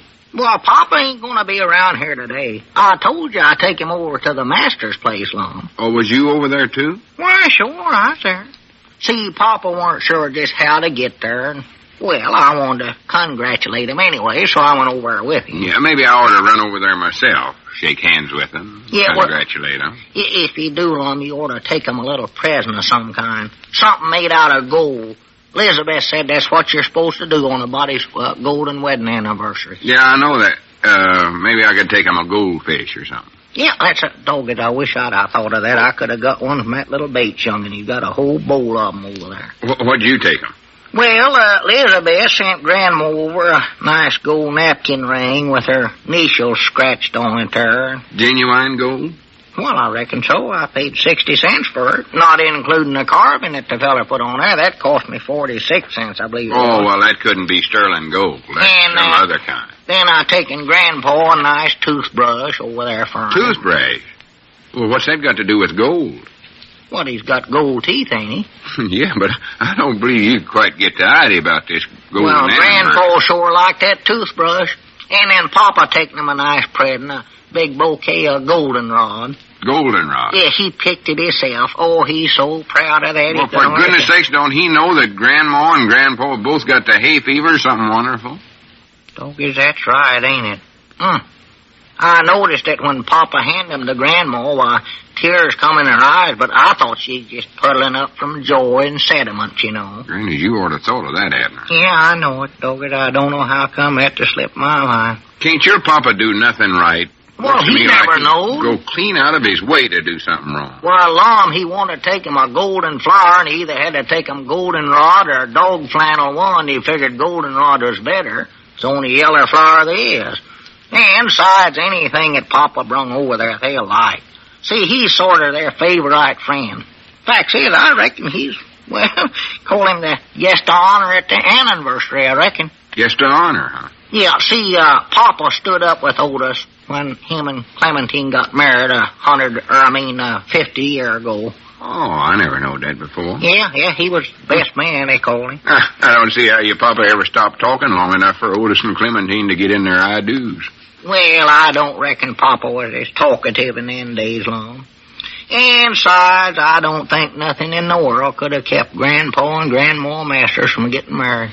Now, there is a couple that just seems like they was meant for one another. Yeah, they have hit it off. Oh, that marriage is going to stick, yes, sir. I never saw two folks that gets along as good as they do. No. Yeah, it's something pretty to look at. I don't believe they ever had a single fight since they've been married. Not hardly even an argument. No. Yes, sir, they have been a happy couple. You know, I've often thought, Abner, if I could ever found myself a girl like Clementine Wadsworth, I wouldn't be cooking my own victuals and ironing my own breeches today. Yes, sir, Otis is a lucky man. Oh, a lucky man. Yes, sir. Luckiest one human that ever lived, I reckon. And, of course, on the other hand, now, she never done bad neither. That Otis has been uncommonly good to her. Oh, he has. He's a good provider. Yes, he is that. And I recollect he just spent days whittling down the handle of the hay fork so it'd fit them little hands of hers. Oh, he was thoughty. Always trying to make things easy for her. And I know for a fact now she was the first woman in Pine Ridge to have a store-bought scrubbing board. I recollect that. He ordered that thing for her. Yeah, and I've heard her tell it 1,001 times about the time Otis put hobnails on her shoes so she wouldn't slip while she was plowing the hillside. Yeah, I wouldn't be surprised. He's a good man. Yes, sirree, Bob, a good man. Oh, he taken right a hoe. Got that little patch of ground over there from his pa when he passed on to his reward, and he's done made an uncommon success out of himself. Oh, yeah, they cleared that ground there, never will forget it. And he got a mule to help her pull the plow the first thing. He never made her pull it. I was thinking of Clementine. Yeah. And he scratched out a living there. He's done good. Yeah. Uncommonly good. A few years, he never more got his seed back hardly, but after that, he seemed to get along pretty good. I wished every couple in the world could be as happy as them two there. Oh, it'd be nice. I just wish you could have saw how happy they looked over there today. Standing there, smiling, had their arms around one another. Oh, it sounds pretty. Fact is, everybody there looked happy. All the relays, everybody having the time of their life. Had a big crowd there, huh? Oh, sure. All their children is there, and their grandchildren, some of their great-grandchildren. All their faces scrubbed up, and their hair combed, had on their good clothes, you know. Yeah, must have been having quite a to-do over there. Even Papa looked almost happy. Well, that's a good place for him over there, I believe. He won't be able to stir up no trouble there. Oh, he's enjoying himself, yeah. He was telling everybody when I left over there where to stand for the Kodak, and he sort of taking charge. Oh, was they taking pictures? Oh, Lord, yeah. Fact is, I believe Mike and I, everybody there had a Kodak. They's all out there in the backyard Kodaking one another. Family groups, I can just see them. You ought to saw the big cake they had, too, Lum. That was the prettiest thing I ever set my eyes on. Big one, huh? Oh, yeah. How many layers was it? Oh, there must have been at least, 4 or 6. It was all decorated up. Candy rosebuds on it. Then had happy anniversaries writ right across the top of it there. Oh, I'd love to show that. Maybe I ought to go over there after all. Did they have a little man-woman perched up on top of the cake? Oh, they had that thing. Man and woman perched up on top of it. Yeah, you saw pictures of how they do that. Stand on a cake? Yeah. Well, what do they want to do that for? Don't they like it? Well, sure, they like it all right. Well, why do they want to ruin it for then? They ain't ruining it. My doggies, they ain't helping it none, standing on it, I'll say that. I don't believe you get the idea of what I'm talking about. I know I saw cakes I'd rather stand on than eat. Fact is, Papa stirred up one for us last night over at the place, and I believe a horse could have stood on that thing and not made a dent in it, but that cake over at the Master's place, Lum, that looked like a good one today. I don't mean folks actually get up and stand on the cake. I mean they just take some little toy dolls and dress them up to where they look like a bride and groom and set them up on the cake. Oh, see, I thought you meant that. I know what you thought, and I ought to know better than to ever mention it in the first place. Of course, now come to think of it, with all that big crowd over there, somebody's more likely apt to step in that cake before the day gets over. Well, just forget it, Abner. Young'un, I've never seen his Wait a minute. There comes Grandpappy Spears up out there. Grandpap? Why, Doggy, the celebrate must be over. Oh, was he over at the Masters'? Oh, he was there big as life. Yeah, howdy. Yeah, howdy, Grandpap. Come on back. Have they broke up over there already? Broke up? Yeah. How'd you know? Well, we just seen you coming in there and just allowed the party's over. You have a good time, Grandpap? Best pigeon-toed time I ever had in my life. I wouldn't have missed that flat-footed anniversary for nothing. Well... Yeah, that papa of yours sure livens up a party, Abner. I'll say that for him. Well, I'm glad he enjoyed himself. Grandpap, did you get a piece of the anniversary cake? I'll say I did. Right in my pigeon-toed face, too. Right in your face? Yes, sir. That Clementine can sure throw when she puts her mind to it. Wait a minute. You mean Clementine Masters throwed a piece of cake at you? Well, no, she was actually aiming at Otis. At Otis, her man? Yeah, that was just before she left for Hatfield to live with her daughter. Huh? Wait a minute. You mean she's left Grandpa, left him flat? That's the way he was the last time I seen him, flat on the floor with cake all over him. For the land sakes, who broke up that happy old couple? Who started it, Grandpap? Who started it? Abner, are you joshing? Oh, you mean it was... Yes, sir, that's right. And the last I seen of your papa, he was throwing Kodaks at the relays.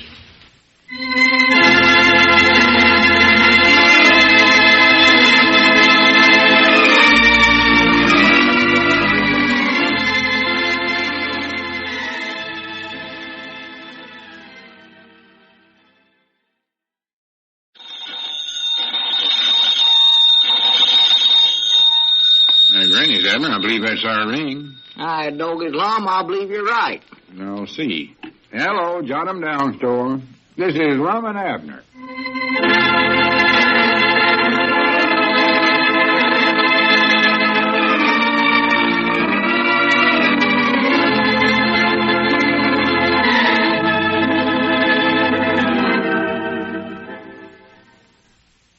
And now, let's see what's going on down in Pine Ridge. Well, yesterday, Abner's father, Phinius Peabody, attired in his best clothes and bearing a bouquet of goldenrod, attended the golden wedding anniversary of Grandpa and Grandma Masters. And somehow, Phinius managed to break up not only the party, but the old couple as well. As we look in on the little community today, we find Lum and Abner in their jot-em-down store and library. Abner is talking on the telephone. Listen. Cedric's on his way over here now, huh? Well, that's fine, Miss Wee, hon. I sorry to have bothered you again. Well, much obliged anyway. All right. Goodbye. What are you so anxious to get Cedric over here for, Abner? Oh, Papa wants to see him. Well, your papa ain't here today. Well, he will be pretty soon, Lum. Now, wait a minute, Abner. I thought we agreed that you was going to keep your papa away from the store here. Oh, I know we did, Lum, but... Well, it ain't that I don't like him now. It just seems like something always happens when he's around. Something always goes wrong. I know it, but, Lum, he's got to go somewhere. Mose Mooch don't want him down there at the barber shop, and Elizabeth don't want him hanging around the place over there. Fact is, Elizabeth ain't speaking to him no more. Oh, that started already, huh? Yeah. Started last night. Feared of that. Papa don't know it yet, though. You mean he don't know Elizabeth ain't speaking to him? No. He ain't stopped talking to her long enough yet to find out if she's answering him back or not. And long as she ain't speaking to him, why, she can't tell him she ain't speaking. Well, he wouldn't hear her tell him no way. No, more likely not. But what does he have to come down here today for? Well, he said he had something special he wants to show Vesper. Vesper? Cedric, I mean. Papa still thinks that Cedric is Vesper Hawkins. Well, Cedric's beginning to think that, too. He is. Why, sure. The other day in Sunday school, they called on Vesper Hawkins to get up and lead the singing. Cedric stood up.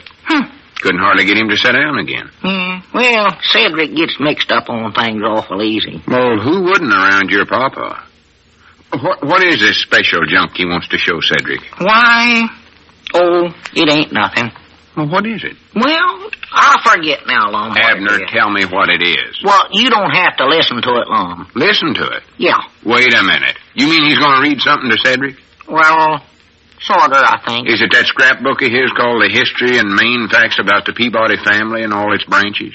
Yeah. There's a fear to that. Now, listen here, Now, Abner. wait a minute now, Lum. I told Papa he'd have to read it in a low voice. I don't care if he reads it in an invisible voice. He ain't going to read it here, and that's that. Well, now, Lum, he's got his heart set on reading it to Cedric, and he's liable to get all riled up if we try to stop him. Well, let him get riled up. Cedric won't be interested in nothing like that. I know he won't, Lum, but Papa thinks he will. See, the Peabodys and the Hawkinses are sort of related to one another by a great-uncle on somebody's side once, I believe it was. So, natural, Papa thinks... Yeah, but Cedric ain't a Hawkins. He's a wee hunt. I know it, Lum, but... And even if Cedric was a Hawkins, your papa ain't going to read that dadgum scrapbook in this store, and that's a finality. Well, now, Lum, you can go back in the feed room till he gets done reading it. Till he gets done. Why, sure.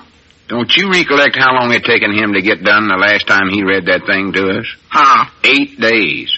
Oh. He sat there and read off names and dates for 8 days hand-running. I counted them myself. Doggies, that's right, ain't it? And that was 25 years ago. No telling how many thousand great-grandchildren he's added on there since then.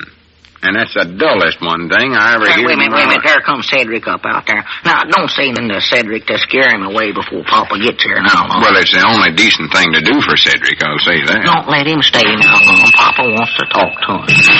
Wonderful. Hey, howdy, Cedric. Come on in here. Cedric. Yeah. Say, what is my name anyways? Is it Cedric or is it Vesper?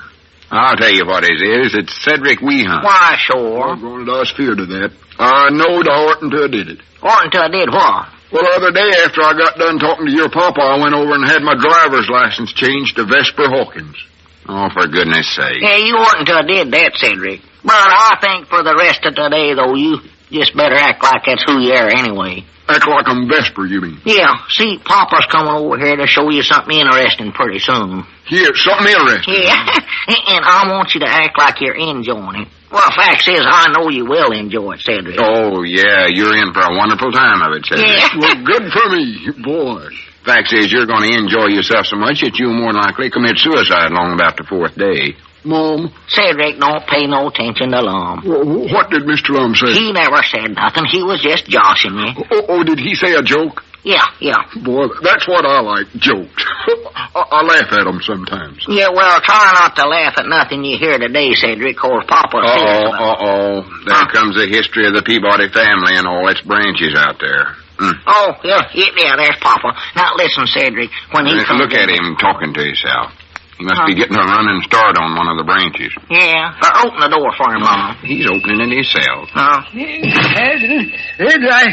got chronic blood pressure, and I get a crick in my left arm here. I broke it 9 years ago, but outside of that, I feel fine, Charlie. Who are you talking to, Papa? Why, Charlie Redfield here. Him and me... Wait a minute. Whereabouts is Charlie? Well, there ain't nobody with you, Papa. Well, that's curious. I met him about a mile down the road, and he asked me how I was feeling.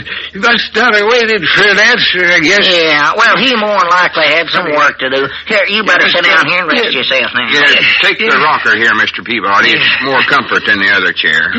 Yeah, much obliged, Tom. I ain't Tom. I'm Lum. Lum and Abner. Yes, sir. Charlie Redfield is just like the rest of you young'uns nowadays. Jumpy and rattle-brained. Papa, Charlie ain't no young'un. Too much rootin' and tootin'. Oh, don't get on that subject now, Papa. You come over here and show Vesper. Too many box suppers. Yeah, listen, Papa. Vesper Hawkins is here waiting to hear about the history of the Peabody family. Is that what I'm waiting for? Yeah. Too much rootin' and tootin'. That's what's...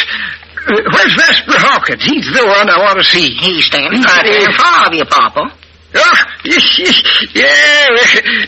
Well, sit down, Vesper. Sit down. Yes, Mom. Let's see. I'm already sitting down. I've got something here to show you, Vesper boy. Here's Abner. Don't just stand there. Get a chair for Tom. Can't you see Tom is just dying to hear this too? I'm feared I've got a lot of work to do, Mr. Peabody. I'll listen to it some other time. Yeah, Lum will hear you read it some other time, Papa. You just go ahead now and read it to Vesper here. Vesper boy, I got something here to show you. This. Do you recollect your granddaddy, Euclid Hawkins? No, Mom, I don't believe I do. Why, sure you do, Cedric. Do I, sure? You know Euclid, or whatever his name is. Oh, well, I reckon I do then. How is Euclid? He died. That's too bad. Yeah. Just when I was getting to know him, too. Yeah, cool. Yeah, that was a nice long acquaintance you and him had. Lum, why don't you go back in the feed room or Somers? Yes, sir. Euclid Hawkins died in 19... no, it was... wait a minute. I'll look it up for you. Yeah, look it up by all means. Vesper can hardly wait here. Lum, don't you have to go to the post office or someplace? Yeah, but I can go later. I'm beginning to enjoy this. You have to hear this history over several times before you get into the spirit of it. Here it is. Uriah Peabody died March the 10th, 1891. Yeah, well, what about Euclid Hawkins, Papa? What's that, sonny? Oh, nothing. Never mind. There he is. 1891. Uriah was a great man. He was buried in the same graveyard that Fraser Berwick was. Fraser Berwick? Who's that? Is that another one of my old friends? Fraser Berwick was a second cousin of Rowena Rittman's father. Yet he could raise himself up in the air by magic. By magic? Yep. Now, Papa, nobody could do that. Fraser could do it. I saw him do it myself. He'd lay down on two chairs, throw himself into a trance, and he'd float right straight up in the air, about 1.5 feet. Float up in the air? Now, Papa, you know better than Yeah, that. that's plumb ridiculous, Mr. Why, Peabody. sure. Well, he done it. I seen him do it. He might have even went up 2 foot. I'd love to see him do that. Yes, sir. Right I off. could learn to do that. Oh, would you like to see him do it, Vesper? Yes, Mom, I sure would. Hey, well, come along, Vesper. I'll take you over there. I'll bet you. Abner, take care of the family history till we get back. Yeah, Come sure. along, Vesper. Yes, Mom, I'm coming. Lum, you don't reckon a feller could actually do that, do you? You raise himself up in the air without no helping? Yeah, just float around in the air that way. Of course he could. I don't think. Hardly. Granny's, I wonder. No, I don't believe so. No, I don't think he could. No. Papa's wrong about that. Lum, I reckon maybe I better make a delivers right now. No, I was just thinking, Abner, maybe I ought to make them today myself. Huh? Give you a nice rest. Are the delivers all put up? Yeah, they're all put up, but wait a minute now, Lum. I'm going with you. Whereabouts does that there Fraser Berwick live, anyway? I don't know, but we better hurry up. Wait a minute. What's the matter with us? Huh? This Fraser Berwick feller died back in 1891, he said. I know it. That's why I want to see it. That's the best part of the trip.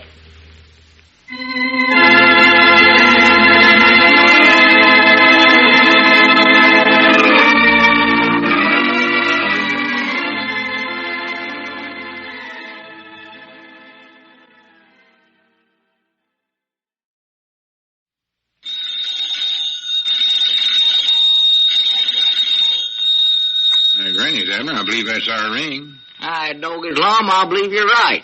I'll see. Hello, jot 'em down, store. This is Lum and Abner.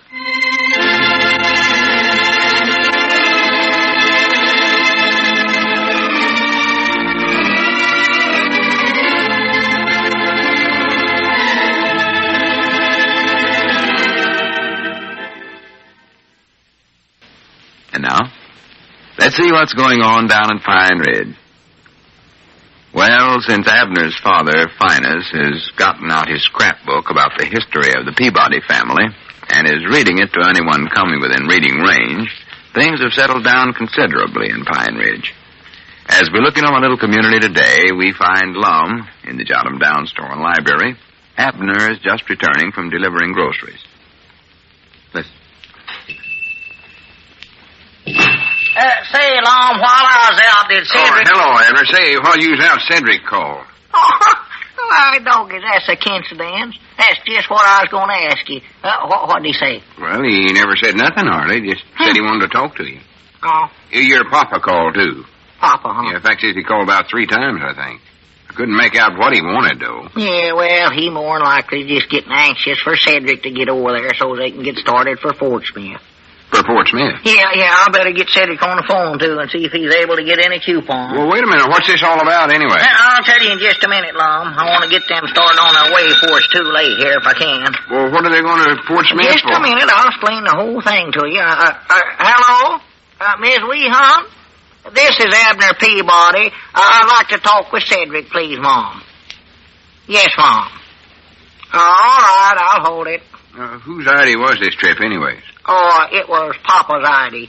See, before ever he left Tennessee, wait a minute. Hello, Cedric? Hello?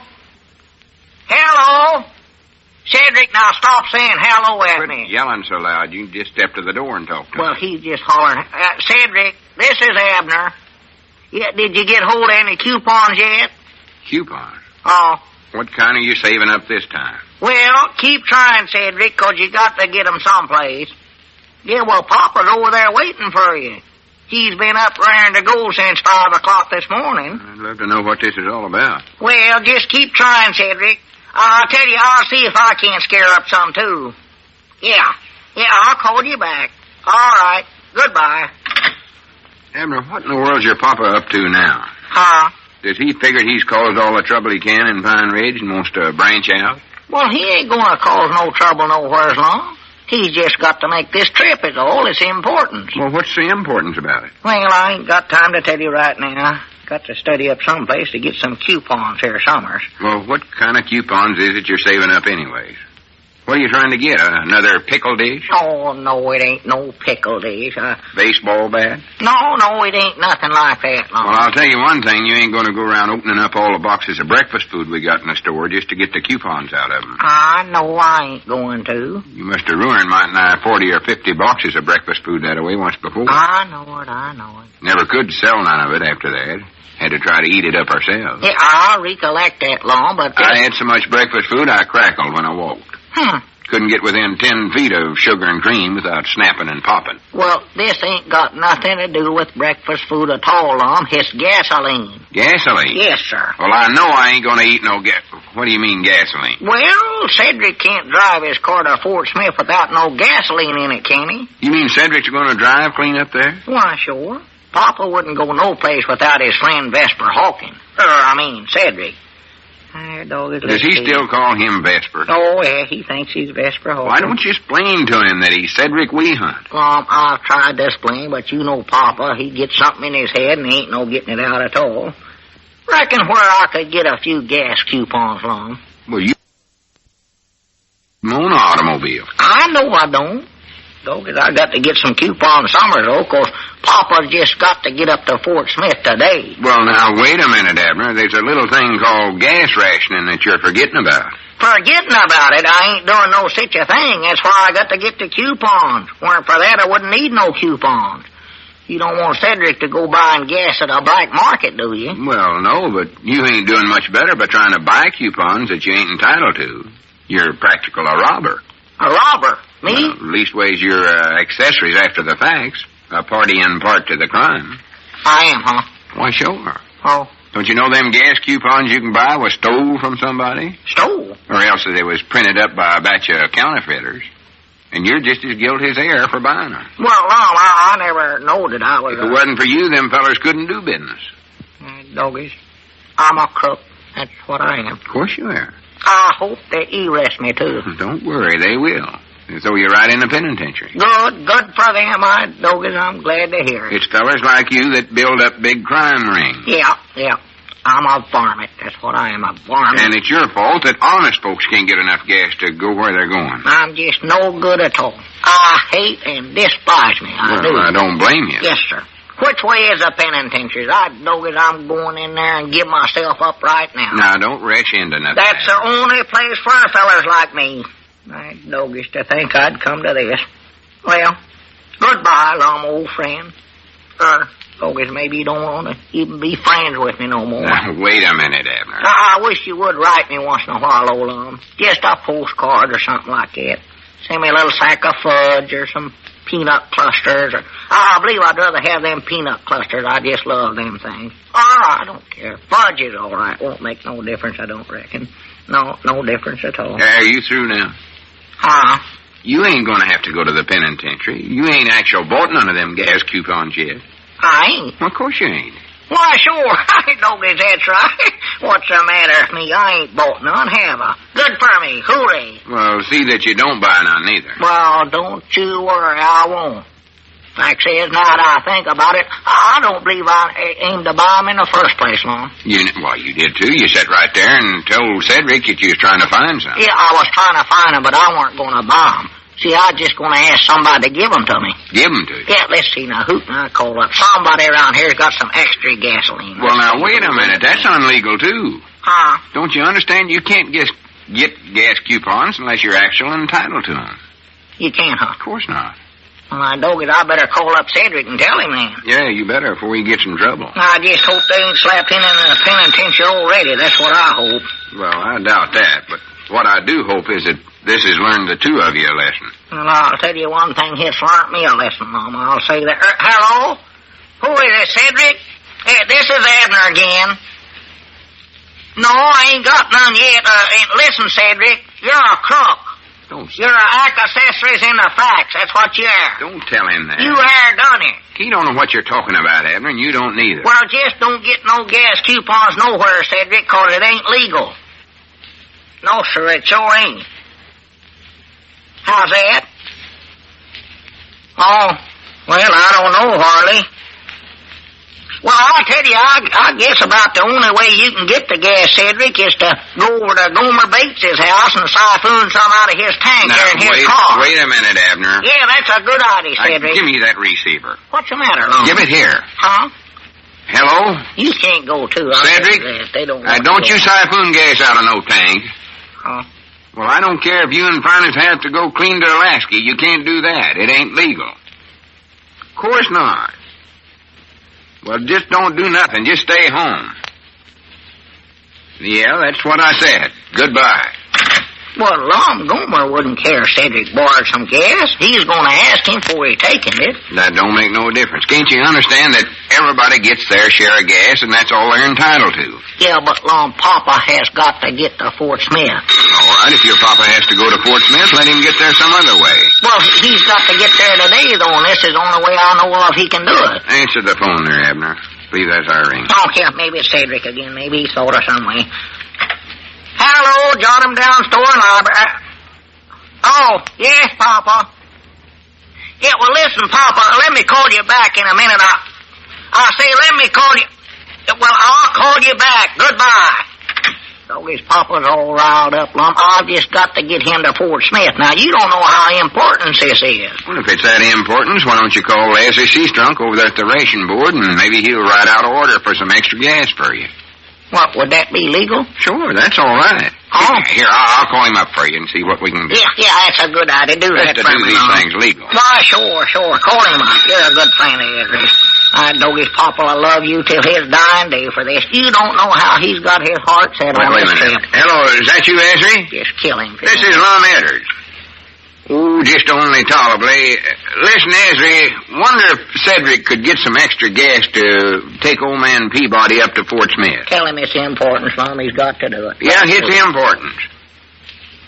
Well, just a minute, Ezra. What's the reason he has to go up there, Abner? He's got to see a feller. Yeah, but what does he have to see him about? Well, he's got to give him a message, Papa said. Government message, is it? No, I don't think you'd call it that. Not exactly, anyway. Well, what is it, then? Well, see, when Papa was on his trip over here, Lum, he stopped off in Memphis, Tennessee there. I know he did. And a fella there, he give Papa a message to give to this fella in Fort Smith. Well, who is this fella in Memphis? I don't know. Well, you'll have to get a hold of your Papa and ask him, man. Well, I don't think Papa knows neither. He don't know neither. No, see, it was just somebody Papa met in a bus station there. A bus station? Yeah. Well, who's the fella in Fort Smith? That's this feller's cousin. George somebody, I believe. George somebody? Yeah. Don't you even know his last name? No, I don't believe I do. For goodness sake. Well, what's this message your Papa is supposed to give him? Hello? Hello? Yeah, see, this fella in Memphis said as long as Papa was going to Arkansas, he wished he'd look up his cousin George in Fort Smith sometime and say hello. Ezra, never mind. Goodbye.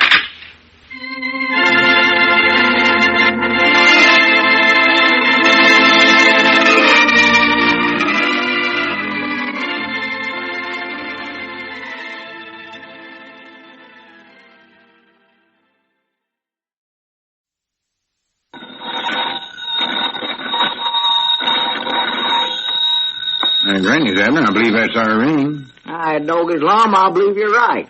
I'll see. Hello, Jot 'em down, store. This is Lum and Abner.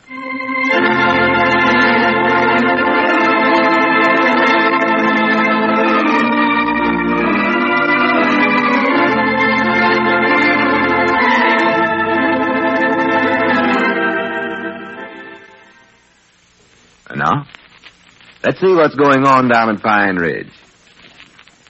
Well, Lum finally managed to talk Abner's father out of making a trip to Fort Smith to say hello to somebody's cousin named George the other day.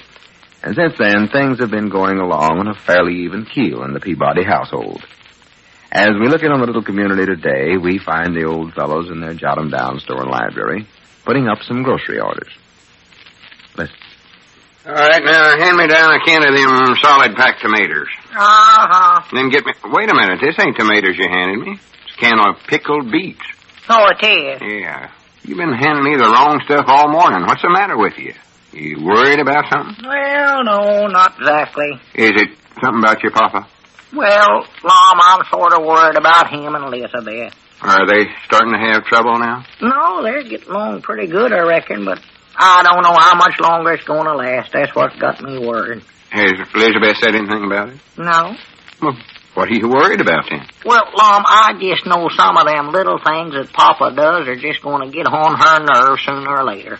Little things? Yeah, like Papa helping her with the dishes now. Well, she ought to appreciate that. Well, she does, Lum, but he always puts the dishes away in the cutest places. Elizabeth has to spend half the day hunting for them before she can cook a meal. You mean he hides them? No, he just can't recollect where they belong. He's always putting them in the wrong places. Well, that ain't nothing to get extra upset over, I wouldn't say. Well, there's other things, too, like leaving his pipe laying around the house, and he never can recollect where he left it, and I know it just must scare Elizabeth half to death, worrying for fear he'll burn the house down. Yeah, I reckon that would worry her a little. And then when we do find a pipe, why, there's ashes strewed all over everywhere. Just keeps Elizabeth busy cleaning up ashes after him. Well, why don't she tell him not to do it then? Well, you know Elizabeth, Lum, she hates to say anything that might hurt his feelings. Fact is, she ain't even mentioned it to me, but I know how she feels. Well, why don't you tell your papa then? Well, I've tried to, but I don't know. It's hard to tell him anything like that. You know, He's getting up in years, Lum, and his feelings gets hurt awful easy. Yeah, I reckon so. He's childish. I still think there's ways you could tell him and not make him feel too bad. Telling a fella where to put dishes and to pick up his pipe don't sound hard to me, necessary. Well, of course, there's more sides to it than that. For instance, every morning now, there's that trouble over Hearts Aflame. Hearts Aflame? Yet since Papa got here, Elizabeth don't even know what's happened to George. George? Who's George? George Pendleton, the fella that was going to marry Martha Barrington until Mary Marlborough come along. Wait a minute now. Who are all these people? Who's Mary Marlborough? She's engaged to Chadwick Hobart, but he's actually been making cheap eyes at Valeria Carlyle. Valeria Carlyle? Yeah, she's the one that got married to set her cap for George, and that's why Martha jumped right there. Martha jumped? Yeah, and George don't know it, you know, 'cause he's disappeared. Wait a minute. Where did Martha jump? Right out of the window of J. Ingram Ardmore's office. He's a rich architect, and his office is on the 10th floor, you know. Oh, my goodness. Well, did it kill her or what? Well, we don't know. Papa won't let Elizabeth find out. He won't. Don't he like Martha? Oh, he likes her, I reckon. Fact says he claims that's his favorite radio program, but every morning... Radio program? Yeah. Is that what you've been telling me about? Just a radio program? Yeah, Hearts Aflame. Comes on every day about 9:15. Oh, for goodness sake. Elizabeth ain't missed it since the day it started, I don't believe. And now, every morning, Papa turns the radio on at 9:15 so as him and Elizabeth can listen to it, you know. Well, that's nice of him to do that. Sets 2 chairs right there in front of the radio for him every day to sit in. Well, that sounds thoughty. I don't see why you say there's any trouble over Hearts Aflame. Well, here's the trouble. The minute the program comes on, Papa starts talking and he don't stop 1 second till it's over. Talk steady for 15 minutes, hand running every morning. Oh, I see. Well, that is aggravating. I'll admit that. Why, of course it is. And I know it's going to drive Elizabeth just stark raving mad crazy. Well, it appears to me the only thing for you to do is just sit down and have a heart-to-heart talk with your papa. Just come right out flat-footed and tell him these things. Well, every time I try it, Lum, I don't know. I just sort of get the feeling ashamed of myself. Ashamed of yourself? Yeah, them things he does, they seem like such little bitty, tiny, no-count things to mention that I'm just ashamed to bring them up even. Well, maybe so. But it's the little things, not the big things, that general upsets a home, I'll tell you that. Yeah, I know it. But I just can't bring myself to tell Papa that. Bound you, if it was my papa, I'd tell him. Well, me and you are just different, I reckon, eh? I wouldn't go pussyfooting around about something like this if the happiness of my woman was at stake, I can tell you that. Well, Lum, there's just some things that you can't tell an old fella like Papa. All right, have it your own way. I still think that's a ridiculous point of view, but nothing I can do about it, looks like. I'm worried. Come on, we got to finish putting up these grocery orders. Yeah, so. Hand me a can of them solid packed tomatoes. Uh-huh. Then give me a jar. Wait a minute. You give me the pickled beets again. Granny, if you don't settle down here and pay attention to your work, I'm going to have to get me a new partner. Oh, Lum, I'm trying to pay attention, but I'm just... Wait a minute. There comes Papa right now. Lum, would you do me a favor? A favor? You said you could tell your Papa anything you wanted to, so would you have a talk with Papa for me? You mean you want me to tell him not to... That's right. Now, there he comes, Lum. I'll tell you what. I'll slip out the back way so's him and you could be alone together. I'll go over and see if we got any mail. All right. Hey, don't say nothing to hurt his feelings now, Lum. I won't. I know how to handle such things. Well, how do you do, Mr. Peabody? And I says to him, you can have your drip coffee. I want mine boiled, and I want it boiled good. How's that, Mr. Peabody? I didn't quite catch you there. Huh? Hello, Lum. Say, where's my boy Abner? Why, he just went over to the post office, I believe, Mr. Peabody. Coffee that ain't boiled ain't fit for man or beast. It's like it's... Abner's over at the post office, you see. Yeah. Hey, well, that's good.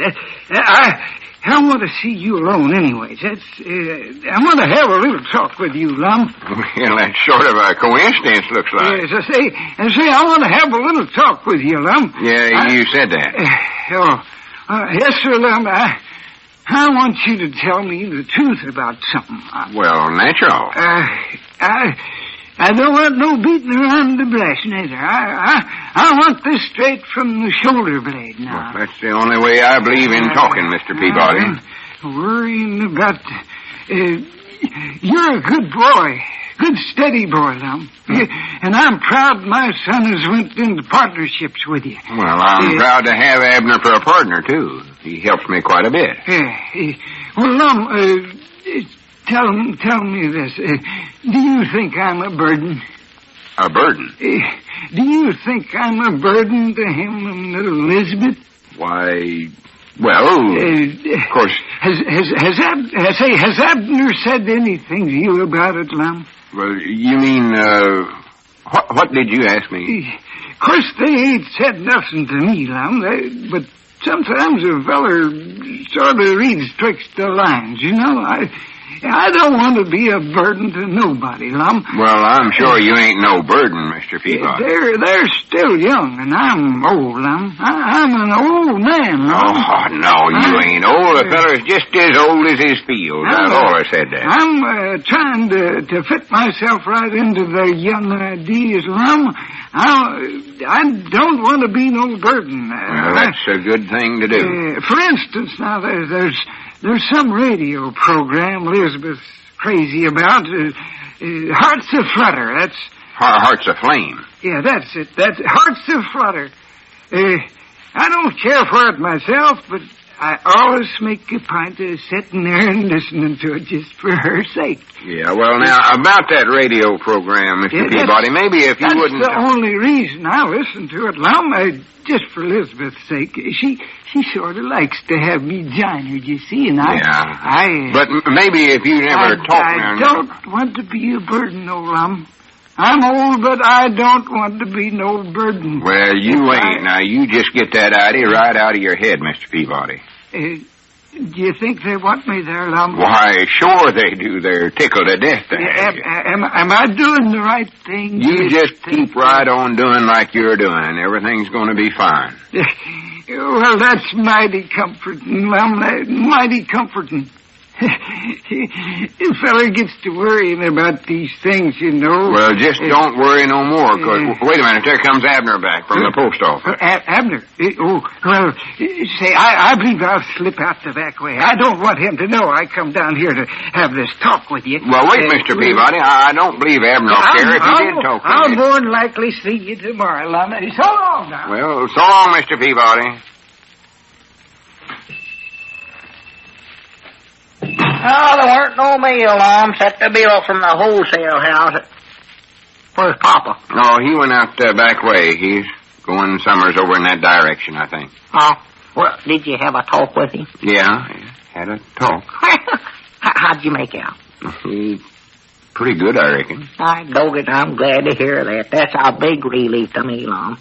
Now, maybe we can get busy here and get them grocery orders put up. Yeah. I'll take over here, Lum. Here, first hand me a can of them solid packed tomatoes. Can of solid packed tomatoes. And, I want a jar of... Wait a minute, Lum. You give me pickled beets. What's the matter with you, anyway?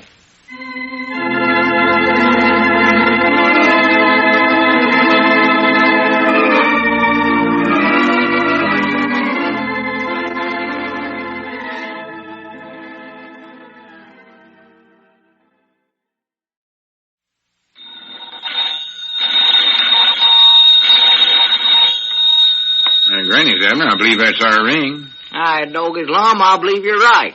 I'll see. Hello, jot 'em down, store. This is Lum and Abner.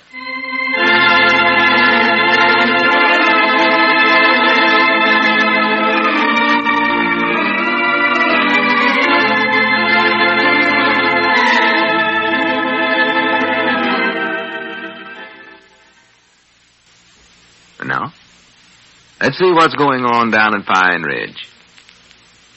Well, Abner is worrying quite a bit about his home life since his father's come to spend some time with him. Although the relationship between the old man and Abner's wife Elizabeth is still quite friendly, Abner is afraid that this situation will not continue long. As we look in on the little community today, it's evening, and we find Lum and Abner winding up another day at their jot-em-down store and library. Hey, Granny's, it's getting dark out there. I never realized it's closing time. Dog as it is, ain't it? Yeah, general, by this time, you got your hat on and halfway out the front door. How come you ain't in such a rush today? Oh, I don't know, Lum. Just looks like I just ain't so anxious to get home in the evenings no ways nowadays. Never can tell what kind of trouble I'm liable to walk into. I'd rather put it off as long as I can. What kind of trouble you're liable to walk in? Yeah. On account of your papa, you mean? Yeah, sorter. No telling what he's been up to today. I just dread to hear it. Yeah, you're having a hard time getting your papa raised, ain't you? And I don't know. I don't think he'll ever get raised, if you want my honest opinions on it. Scared to go home, huh? Scared you run into a hornet's nest. Every night I run into a hornet's nest. Yeah. Why, no, I ain't going to run into one of them things. Leastways, not if I can help it, I ain't.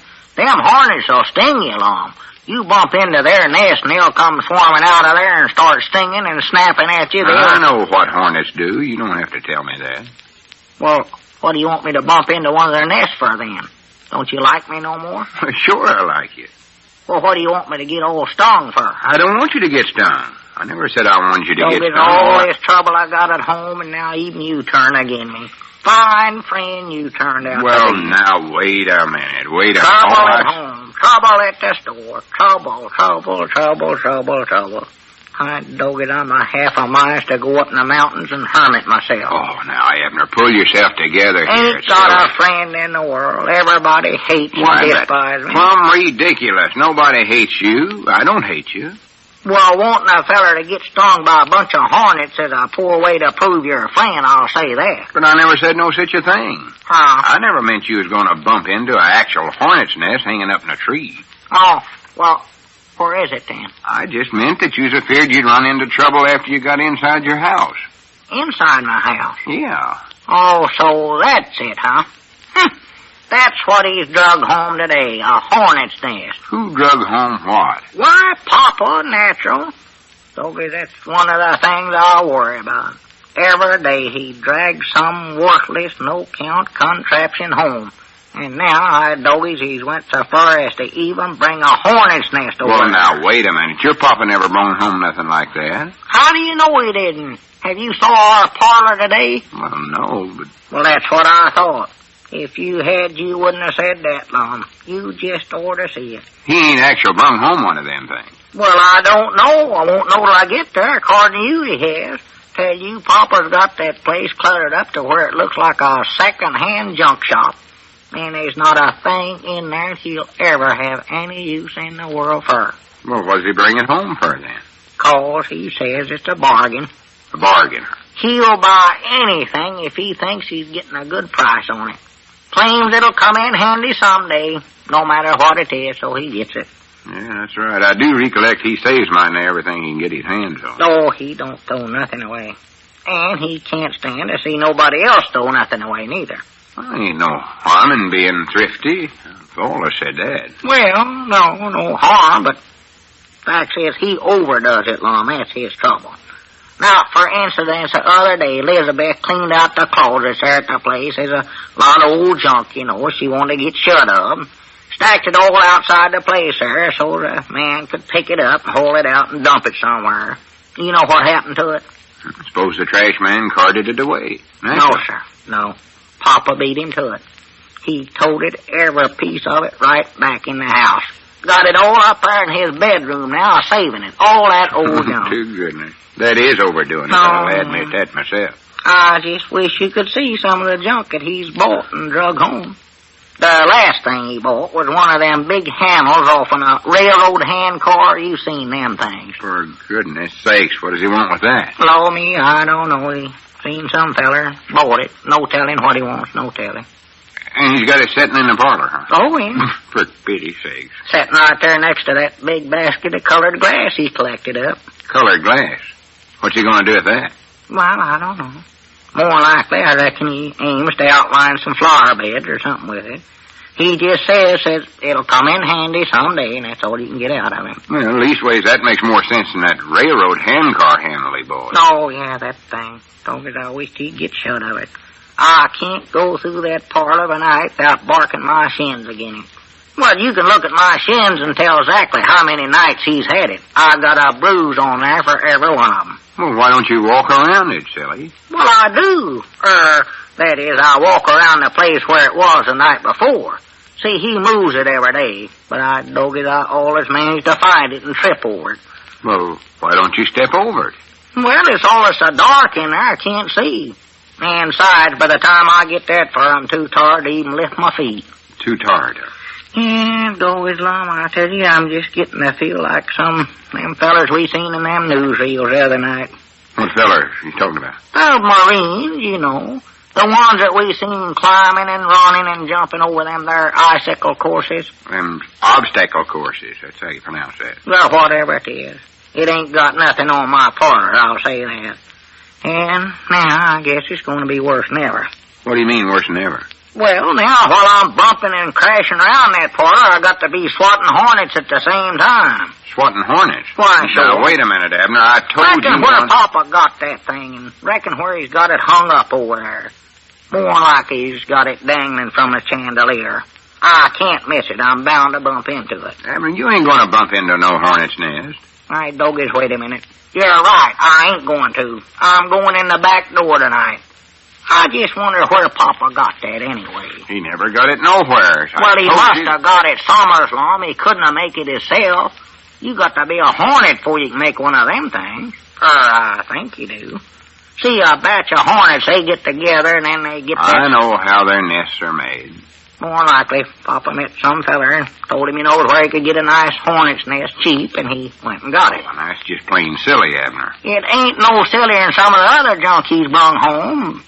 The worst part of it is he'll insist on saving it. It'll come in handy someday. He'll say that.